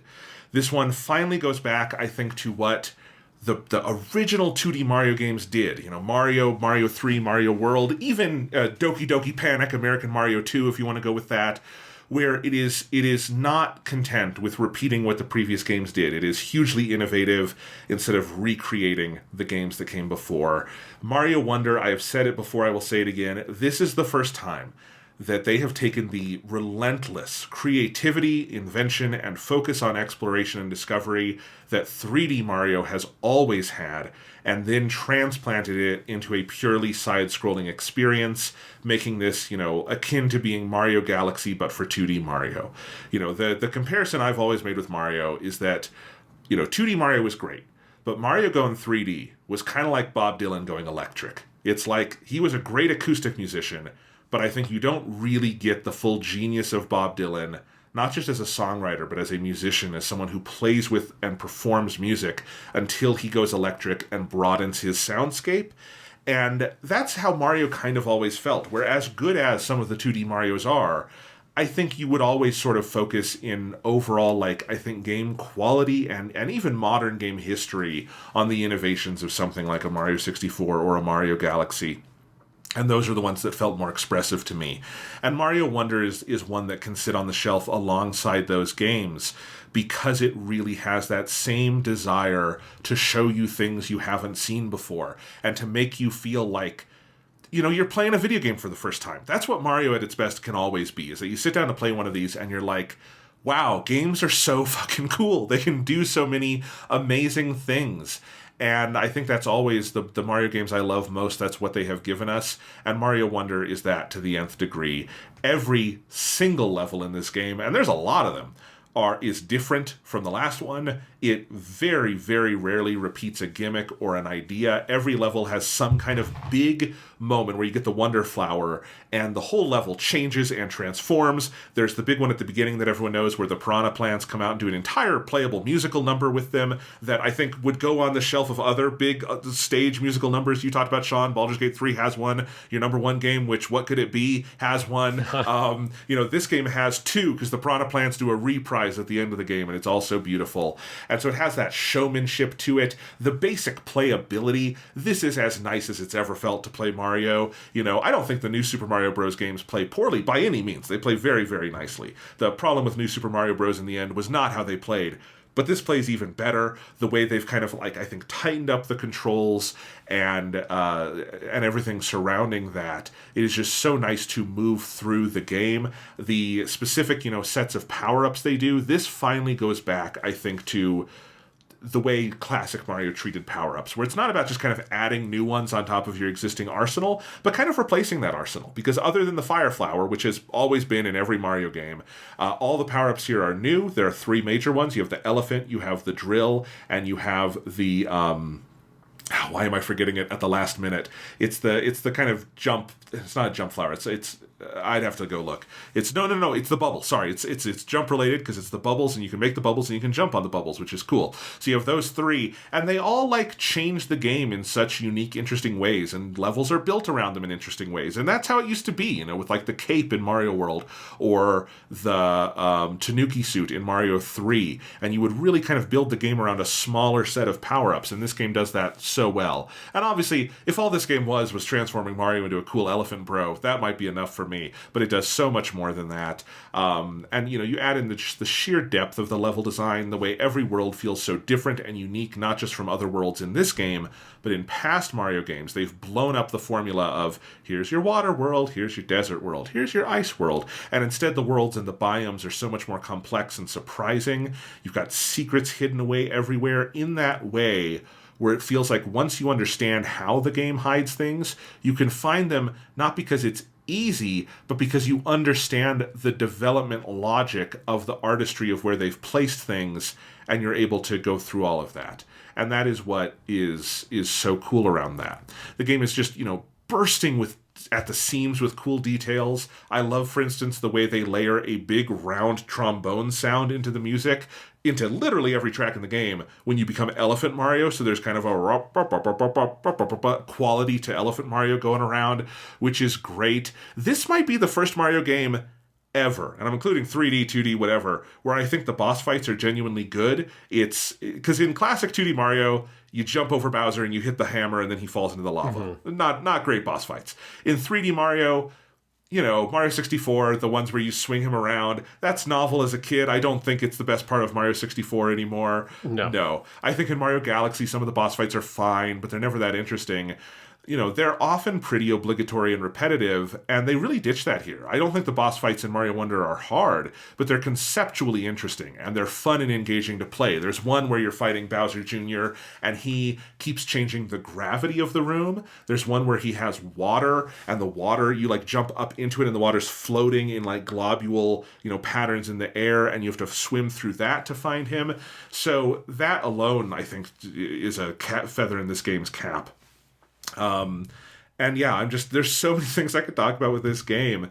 It is so cool to me, I think, to have a brand new 2D Mario that I feel the same enthusiasm for that I have for most of my life for the 3D series.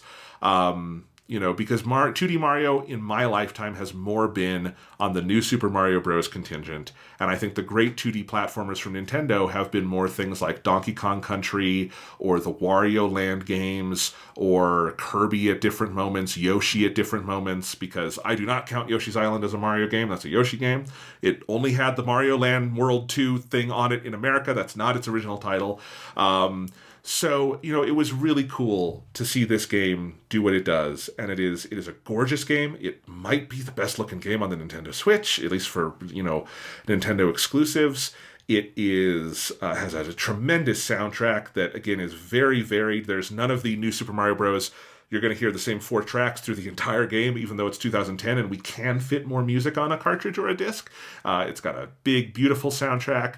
I think this is one of the very best Mario games. It is one of the very best Nintendo Switch games. It is an all-around Nintendo high watermark. I would put it up there with Metroid Dread, among my absolute favorite Nintendo games of this current generation. It might even be the best Mario game on Switch. And Mario, the Switch started with Mario Odyssey, which is also a tremendous game. And this one might have tickled me even more. I adore this game. It's got fucking Elephant Mario in it. What else is there left to say? I don't know how this couldn't be my number one. I would be a very dishonest person if I tried to pretend something else was my number one this year. Yes, it would be like if you didn't put the new Miyazaki movie at number one of your top 10 movies. Yeah. It's like there's a Miyazaki movie and there was a new mainline Mario game that came out this year. Well, guess what Jonathan's number one game in the year, movie of the year is? If they had been bad, that would be another thing. But they're good and they're those things, of course. So my number one, Super Mario Bros. Wonder. And Sean, I just have no idea what your number one could be. I don't think you've talked about it, for instance, on a recent podcast. Yes. So last night I had to do a lot of thinking. I struggled because, I've lived with Armored Core 6 since August or whenever that game came out. So I've played that game a lot. That game has sat with me for a long time.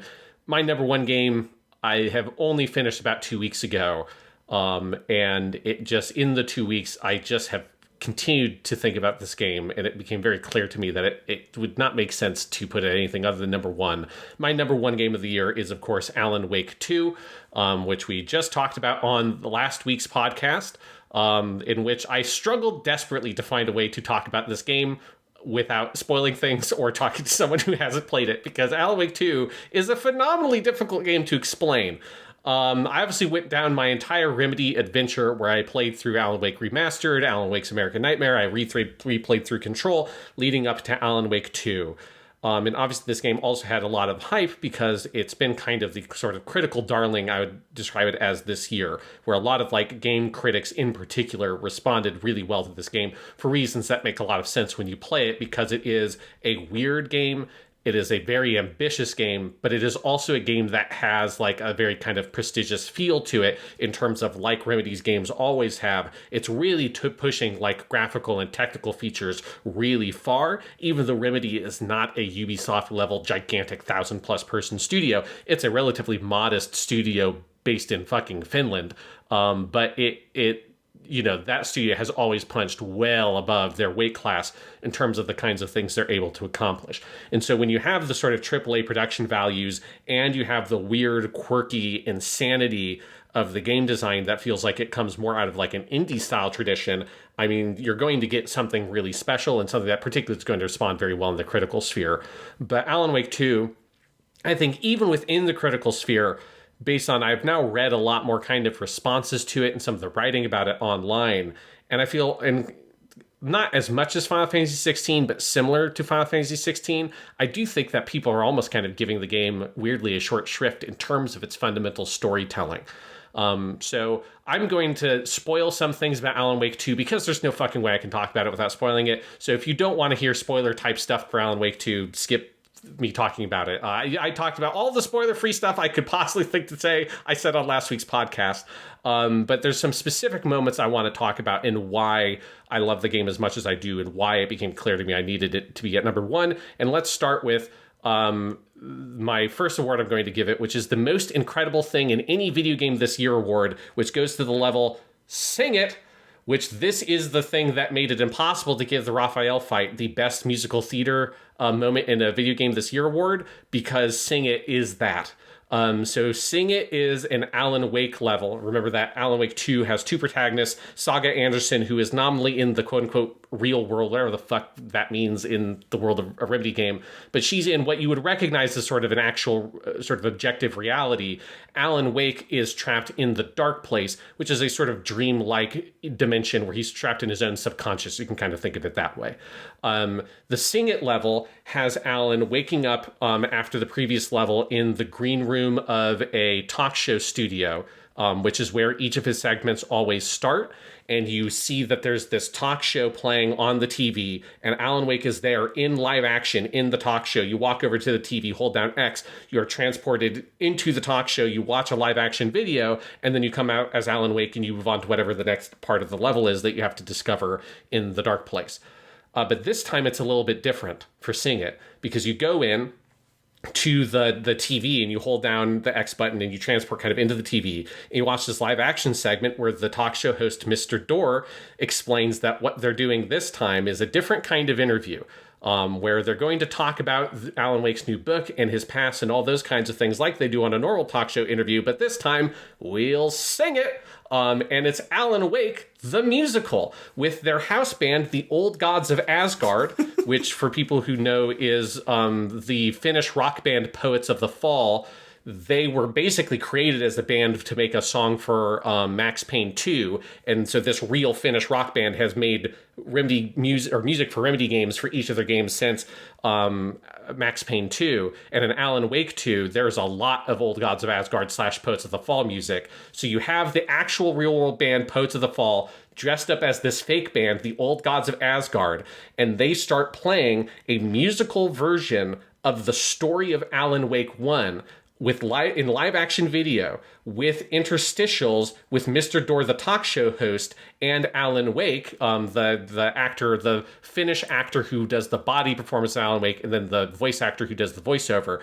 You have this, back and forth kind of duet between those two characters, with Mr. Dorr, who's played by the great character actor David Harwood. He goes and gives him sort of the question in song form. Alan Wake responds with the answer in song form. And then what's connecting those are these sort of verses and choruses to the song sung by the singer of the actual band. And it's basically like an 80s rock opera style song, or sort of a vaguely like Meatloaf or something like that kind of era of rock opera style music. And while you're doing that, so you have, those are live action segments. What you're doing as a player is Alan Wake, the video game character, is in a kind of abstract stage that's like if you've ever seen a sort of low budget, sort of local minimalist theater performance where it's sort of on it's a totally black kind of like floor stage with cardboard props set up around the place.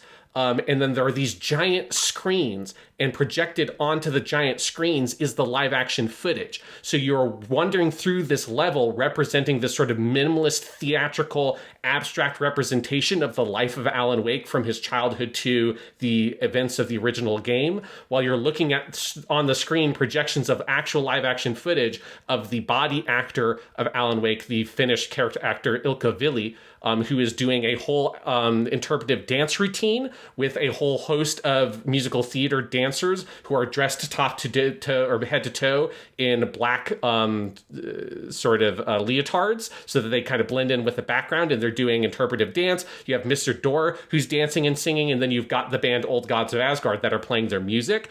And then also you have Sam Lake, who is in the real life the creative director at Remedy and the creator of like Max Payne and all these games. He is the body actor for the in-game character Alex Casey, who's sort of a fake Max Payne, because Sam Lake was the face like reference for Max Payne in the original Max Payne 1. So he's kind of like, in fans' minds, Max Payne looks like the creative director of Remedy, Sam Lake. So Sam Lake is there, and he is doing the dance too. So you have, and he's a very well-known creative director. Like, you've probably seen him before. If you look at an image of his face, he's very distinctive. So you have him, and he's doing the fucking dance also. And so you're running through this whole weird minimalist theater landscape, navigating through these environments, while you're also seeing all these different videos showing these different segments of dance and different people singing and stuff to the song projected around the environment as you're progressing through. And it's broken up into 4 or 5 different segments that go through the different stages of Alan's life. The best one being, or my favorite one being, when you get to the events of the original game, where probably the funniest part in terms of the dance routine is when you get this very kind of half beat. We've taken out a lot of like the percussion and stuff, and this very emotional, the singer for Poets of the Fall comes on, and he starts singing about, like his marriage has been ruined, and they're going to this getaway retreat in the small town of Bright Falls, and you kind of sings this very emotional and powerful. And the actor for Alan Wake, Ilkka Ville, he's there, and he's got like a cartoon Valentine's Day chocolate heart thing and some like rose flowers, and then all the townspeople who are these musical theater dancers in black leotards, but over the black leotards is like lumberjack flannel and shit like that to look like the townsfolk in this Pacific Northwest town. They come and take away the candy and the roses, and they give him a flashlight and a gun, because that's what you use in the original Alan Wake. And you have this whole interpretive dance sequence where he's pretending to shine the flashlight and then shoot the dancers as the song is playing. It's fucking amazing. Then it all climaxes in a little segment where all of this dies down. And to be clear, also, you are fighting enemies while you're navigating the environment when Alan Wake is fighting enemies in the song as well. So there's like combat and the level design, it's all changing to adapt what's happening to the song. It's fucking insane. Then you get to a point where Alan Wake in the video is now trying to figure out how to end the song. So he sings a little interlude about, we need to bring the song to an end. And so there's this little interlude of him singing just on his own with a little bass accompaniment with a spotlight on him. It's like, how do we bring the song to an end? And all this stuff. You finally go in, you find the last TV that you can teleport into to bring game Alan Wake's consciousness into Alan Wake in the music videos, because there's sort of, your brain kind of understands that they are slightly different entities or something, that this Alan Wake stuck in the musical who's doing all these dances, and Ilkka Ville, who's a great physical performer, is looking like his body is dancing, but he doesn't want to, like his body is not in his control. He's like confused by what's happening. So game Alan Wake goes in, and you're now fused together.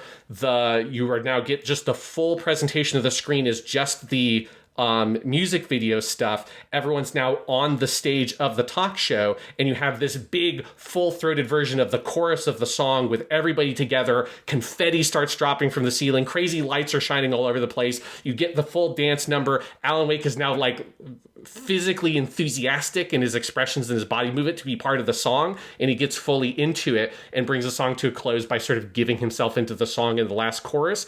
And it is like the most mind-blowing fucking hour of a video game I've maybe ever played. Like, it is, describing it does do any amount of justice to the experience, especially because the song, which is called Herald of Darkness, is just fucking incredible. And there you can see a 8-minute music video version of it on the Old Gods of Asgard YouTube channel, where they've taken all the different random video sequences, because there's so many different things of the different individual shots of just, here's this character dancing, here's this character dancing, here's this, there's that, the other thing. They put it all together as an edited music video, and it's about 8 minutes long.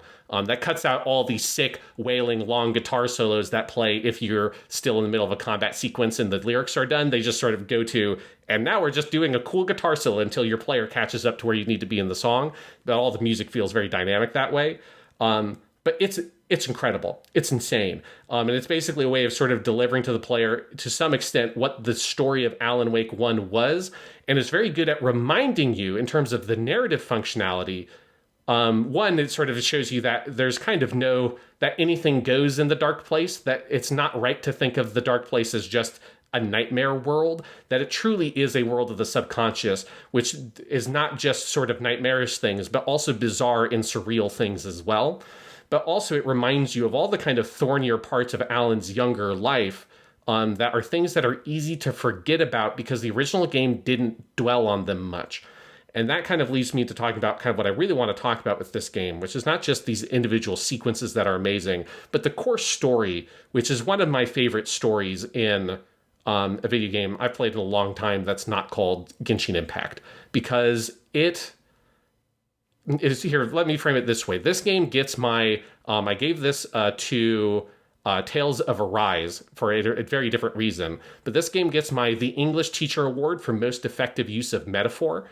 A thing that I was originally going to give to Final Fantasy XVI until I realized, wait, no, that doesn't make sense, because Alan Wake 2 is far more sophisticated at how it is doing this. Alan Wake 2 is a story that there's so many ways you can read into, and so many lenses through which you can interpret what Alan's journey means. And it's something that only truly clicks into place, or at least it only clicked into place for me, at the very, very last moment of the game, where Alan's whole thing in the game is he is seemingly stuck into some kind of loop, where in his first level, when you get to the end of his first level, another Alan Wake, a doppelganger, who is a character that you think of as being this character called Mr. Scratch, who is Alan's evil doppelganger. He bursts into the room and shoots Alan Wake in the head.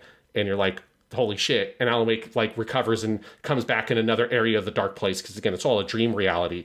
But there's this sense of Alan needs to stop his evil doppelganger, Mr. Scratch, from writing a story that lets him out of this dream dimension, the dark place. And Alan needs to find a way for himself to get out and leave this dark, evil doppelganger still trapped here. And so that kind of sets up his whole narrative. As you go through Alan's story, he gets more and more desperate at trying to stop Mr. Scratch from escaping. He thinks that when Mr. Scratch gets out, he's going to go after Alan's wife, Alice, who is the entire reason he's stuck here in the first place, is he traded himself here to get Alice out. That's kind of what the first game is about. And he's becoming more desperate and more frantic, and he's writing this darker, more grisly story within the dark place to create the reality that lets him escape, because the magic of the dark place means that the stories he writes becomes real, but his stories have to follow narrative conventions for that to work. And since he is writing a horror story, because that's what the dark place wants, it means that your horror story must be dark, it has to be violent, and he's writing more and more gruesome scenarios that, as you, the player, are starting to slowly piece together that these scenarios have come true earlier in the real world. And some of the stuff that Saga's story is about deals, and to a certain extent, with the fact that all these choices Alan is making has real consequences. He just can't see it yet. But then at the end of Alan's story, the ultimate conclusion of that is that you become the person, you become the Alan Wake that bursts into the room and shoots the Alan Wake from the beginning of that sequence in the head. That it's not Mr. Scratch, it's Alan. It's always been Alan. I mean, it's like sort of the thing that metaphorically you read Mr. Scratch, the Dark Doppelganger, as being a metaphorical representation of his darker side and the darker part of his personality. But it's kind of just literally true. Alan Wake is his own worst enemy. He is the person who's stopping himself from writing his story that's getting him out of the dark place. And the thing that motivates that choice is he gets some information that makes him believe that his wife in the real world has died, that she she has killed herself because she couldn't cope with the trauma of having been trapped in the dark place and the consequences of that on her psyche. And so that's kind of where Alan's story climaxes to. You have this whole sequence where him and Saga Anderson come together, and the nominal ending of the game is that Saga uses this sort of magic bullet created by Alan's story to shoot Alan in the head when the dark place has possessed him and attempt to kill the dark place. And that's like where the game ends, this like shocking moment. You think the main character is dead. You then get the credits. After the credits, you get this moment where you see a video from Alan's wife, Alice, that you have gotten these sort of little videos from her throughout the game.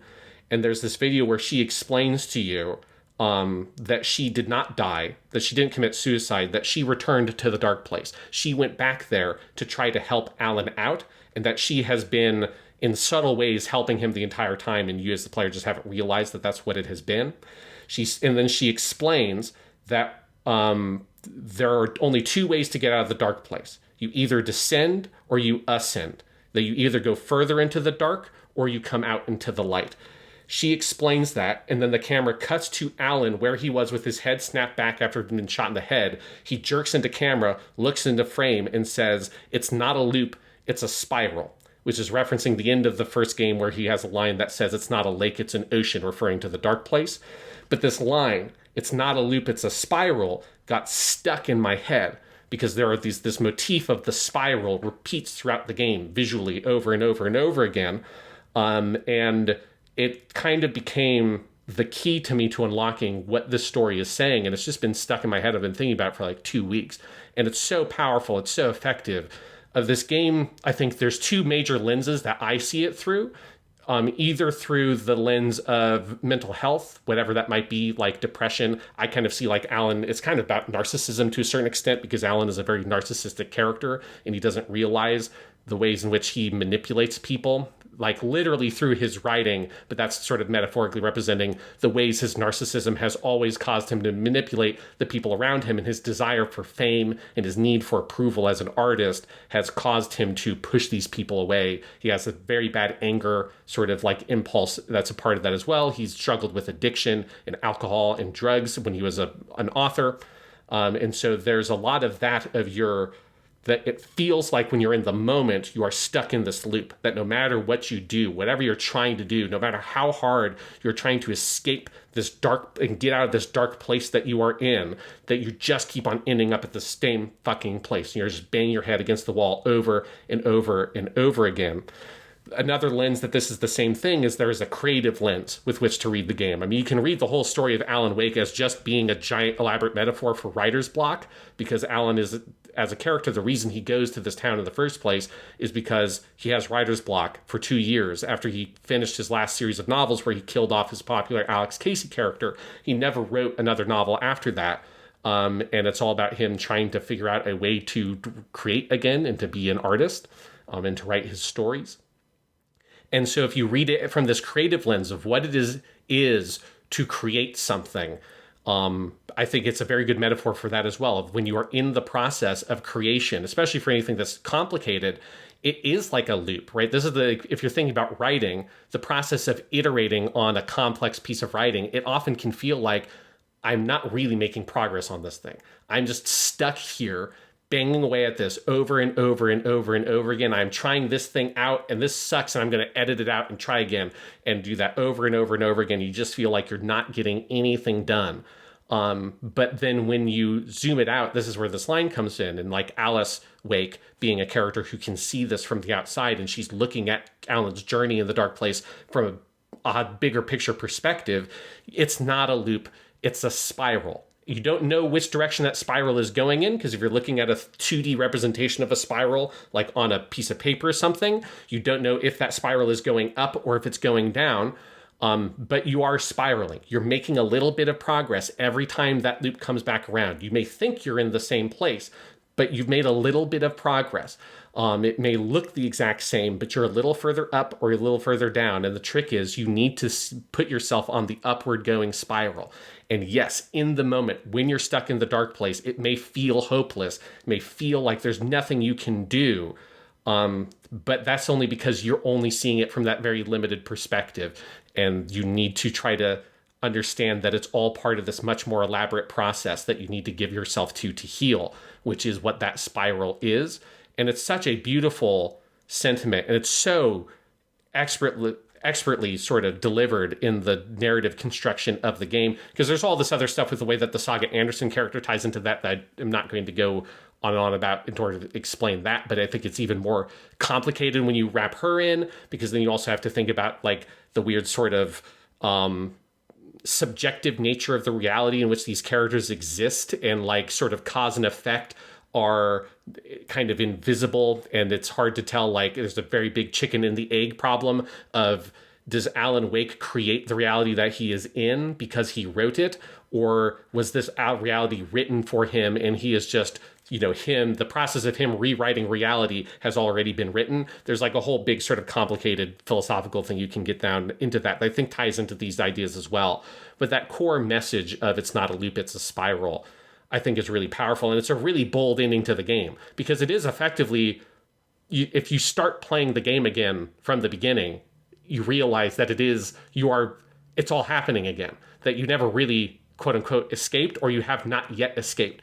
Alan Wake 2 is nominally the story about how do you get Alan Wake out of the dark place. That has always been what the setup of the sequel was, that the end of Alan Wake 1, he's stuck in the dark place. They've been trying to make this sequel for 13 years. And Sam Lake has talked about in multiple interviews how many times they have rebooted the project and had to rethink what it is because they just couldn't get the funding or whatever it is. They couldn't get a publisher on board.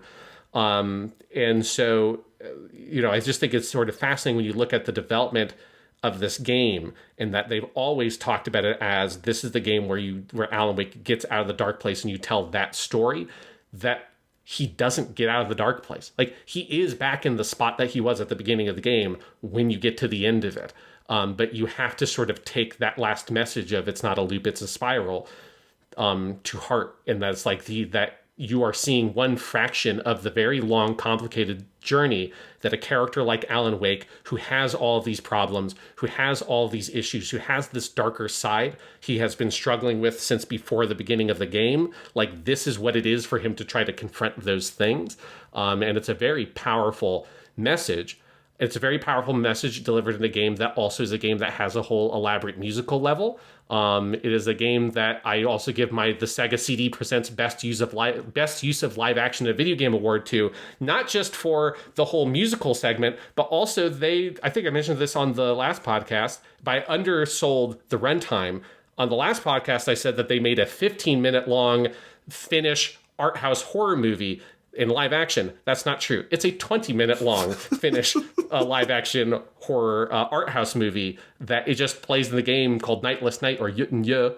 And it's fucking amazing. There's all these weird infomercials, like the way in which they blend live action in with the game. It feels like all those sad motherfuckers in the 90s working on the Sega CD and all those weird consoles and add-ons that were doing the FMV games. That's like, I hope some of those people are playing Alan Wake 2 and being like, well, at least it has led to something. That there was some merit to this idea of blending video games and live action video. It's just, it takes sort of a team of creative geniuses like Remedy and a lot of technological work, obviously, to be able to do it elegantly like this, and to build the know-how of actually having TV production people involved in the production, all that kind of stuff, to make the live action stuff really good, because it's all phenomenally acted and shot, and the sets are awesome, and all that kind of stuff is very good. But it's like, man, the use of live action in this game is just incredible and unlike anything you've ever seen. It's got so much great music in it, particularly all the music that is done by quote unquote old gods of Asgard. There's a whole crazy sequence where you try to summon Alan Wake out of the dark place. You have the old gods of Asgard play a song called The Dark Ocean Summoning. That's like this big, crazy rock song about summoning someone from hell, basically, to try to make that a reality using the power of the dark place. And you have to do this whole crazy combat sequence in the middle of that concert. There's so much insanity. There's a whole big horror level set at night in a theme park that's themed around coffee called Coffee World. There's some fucking crazy bullshit in this game, and it's amazing. It is the most weird European game I've played in a long time, but at the end of the day, at the core of all of it, is this incredibly powerful, beautiful, heartfelt story about being trapped in something mentally, creatively, whatever it is, and finding the kind of hope in the hopelessness of what that process feels like when you're in the midst of it. And I think that at its core, that story, that's the reason why Alan Wake 2 is the game that it is. And that is why it is my number one game of 2023. I really want to play this game. I think it's really good. Also, now that I'm kind of freed of the pressure of like trying to get it in under the wire for the year, I think at some point I want to do the Remedy cycle. I want to do I have them. I own Alan Wake Remastered and control the PS5 version on my PS5, so I might as well go through some of these. And aren't we getting Max Payne remakes? They've said. Yes, yeah, because Rockstar is the people who own Max Payne, and yes, they are doing. Like Remedy has partnered with them to do Max Payne remakes. Now, tragically, the actor for Max Payne, James McCaffrey, passed away a few weeks ago from cancer. So I don't know if they're going to just reuse the old voices, voice recordings from the original games or what, but that will be very sad. Either way, just to because just to shout it out, James McCaffrey's performance as Alex Casey, the fake Max Payne of this game, is fucking amazing. And it's one of the best performances of the year for sure. And it's very sad that I mean, it's at least he was around to see like the initial reception of the game and how well received it was and how well received his performance was. But it's very, very sad that he's no longer with us. Yeah. That'll be interesting. I mean, those games are old. Those are early 2000s, so definitely they're in need of a remake to get them on people's radar, or just to be playable outside of like emulation, right? So that's cool. You want to do the quick recap of what our top 10 was? Yes. All right. My number 10 was Super Mario RPG. My number 10 was Hi-Fi Rush. My number 9 was Sonic Dream Team. My number 9 was Star Wars Jedi: Survivor. My number 8 was Jusant. My number 8 was Final Fantasy XVI. My number 7 was Spider-Man 2, retroactively downgraded after remembering the Mary Jane missions. My number 7 is Genshin Impact for 2023. My number 6 was Final Fantasy XVI, retroactively bumped up after remembering it had no bad Mary Jane missions. Interesting. My number 6 was Resident Evil 4 Remake with the Separate Ways DLC. My number 5, The Legend of Zelda: Tears of the Kingdom. My number 5, Marvel's Spider-Man 2. My number 4, Fire Emblem: Engage. My number 4, Street Fighter 6. My number 3, Street Fighter 6. My number 3, Baldur's Gate 3. My number 2, Resident Evil 4 and Separate Ways. My number 2, Armored Core 6 Fires of Rubicon. My number 1, Super Mario Bros. Wonder. And my number 1, Alan Wake 2. Good year for video games. So much to play. So much I think both of us didn't even get to. You know, there's a lot of games on each other's lists that we didn't play. A couple others I wanted to mention really quick. I really loved what I played of Theatrhythm Final Bar Line, the Final Fantasy rhythm game. Not, you know, it's essentially an iteration on prior Theatrhythm games, so not in the top 10, but that was very good. I have played half of the DLC for Pokemon Scarlet and Violet, the Teal Mask. I have not played the other one yet, but I did like it a lot. It's more of what I wanted from that game. And in terms of remasters and remakes, I mentioned Metroid Prime Remastered, phenomenal. I also want to give a shout out to Kirby's Return to Dreamland Deluxe. That is a Wii game that Nintendo remade this year. I had never played the original. It's my favorite Kirby game that I've played. It's just a really good version of the core Kirby formula and a really beautiful game on the Nintendo Switch. So those are another couple I played that I wanted to shout out. Yeah, for me, some of my honorable mentions, probably the closest thing I kind of went back and forth on for my number 10 was between Hi-Fi Rush and Diablo 4. Diablo 4 is kind of a hard game to place on a list like this because the things it does well, it does incredibly well. But it is by far the most flawed game of anything on this list, and it's just the sort of bulk of that game with all the open world stuff just drags it down so much. But you can really see in there that there is buried deep inside Diablo 4 is like the best Diablo game ever. And it's very frustrating that that's not really the game that we got. But it is very good. I want to throw that out there. Also, there's a couple of Yakuza / Like a Dragon games that didn't quite make the list for me. So, one of them, because I haven't really actually fully played it yet. So right now I'm in the midst of playing Like a Dragon Gaiden, The Man Who Erased His Name. I maybe like a third of the way through that game. I obviously not played anywhere near enough of it to even really consider it for a list like this. I also don't know if it necessarily, being a smaller game, I'm not sure if it would hit on this list. I'll have to very much see like where the story ultimately goes. It is extremely fun, but it doesn't necessarily feel like a game that's even trying to be a top 10. It's like here to be like a cool, fun bridge game to Yakuza 8 or Like a Dragon Infinite Wealth. Eventually I have to get used to saying the titles. But then there's also Like a Dragon Ishin or Yakuza Ishin, the remake of Yakuza Ishin for the modern consoles, which this was also very good. Almost broke into my top 10 list. I think there's like a couple of issues with it as a remake / remaster. It's like functionally a remaster, but it is that they have made it in Unreal Engine 4. And it feels like it's the kind of thing they did to experiment with Unreal Engine. Obviously, they have their own Dragon engine, which is what all the mainline games are on currently. This was an older game that's based on the Yakuza 0 tech. And so it felt like they took that opportunity to see, what can we do with Unreal Engine 4 if we're going to remake this thing? And there are definitely some issues with it in places, I think, because of that feel like putting it on a top 10 list as a remaster of something that introduces some problems that were in the original game feels a little bit weird.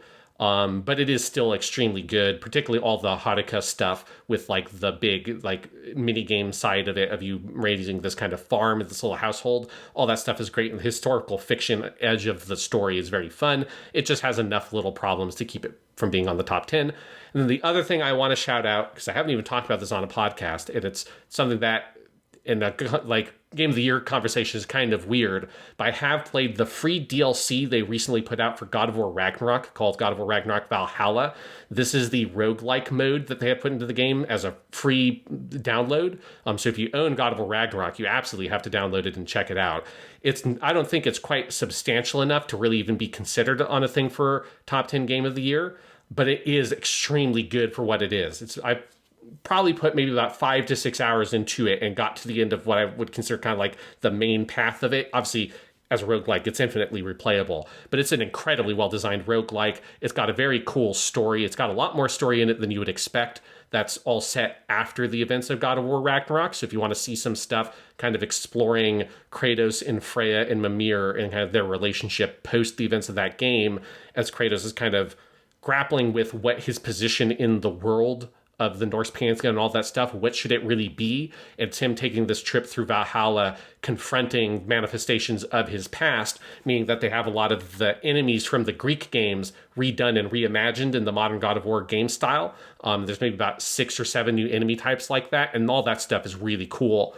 And there's just like a lot of great moments. The last cutscene has another just incredible performance by Christopher Judge as he's kind of confronting his own past and kind of coming to terms with the man that he was, and all the really awful things that he did. But then on top of that, just the roguelike design of it is extremely good. I think like the ways in which you level up and have like overall character upgrades between the runs, and the bigger upgrades you get during runs that you then lose for each run. The way that all that stuff is balanced is just exquisitely well done. So if you enjoy a roguelike, and if you like God of War's combat, and it's exceptionally good, God of War Ragnarok Valhalla is a very good time. And again, it's not a huge time sink either, because if you just want to see all the main stuff, that's not a huge amount of time. It's only like 5 to 6 hours to kind of get through the main stuff. And if you want to kind of get everything, you can keep going from there. But I was very satisfied with like about 5 to 6 hours I put into it.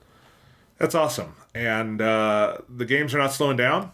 2024 is kicking off with Like a Dragon Infinite Wealth, Persona 3 Reload, and Final Fantasy VII Rebirth coming out within fucking days of each other, and it is stressing me out already to think about that. We'll get there when we get there. Yeah, and there were lots of games this year, like Octopath Traveler 2 and Fate Samurai Remnant, the Dead Space remake. So many games that I wanted to play that I want to find some time for as well. I mean, I fucking bought Octopath Traveler 2, and I still have not found time to play it. So I want to find time for some of the leftovers from 2023 as well, and we will see how successful we can be at that. Well, there's all these new games coming out as well. Yeah, so we'll see you guys soon. I don't know if there will be an episode next week because I might be traveling, and there's all sorts of stuff going on as we get back into the swing of things. But we'll see you soon. We'll talk about games. We'll talk about other stuff. We'll talk about Doctor Who eventually because that's coming back. It's great. Yes, and we'll talk about that and many more in 2024.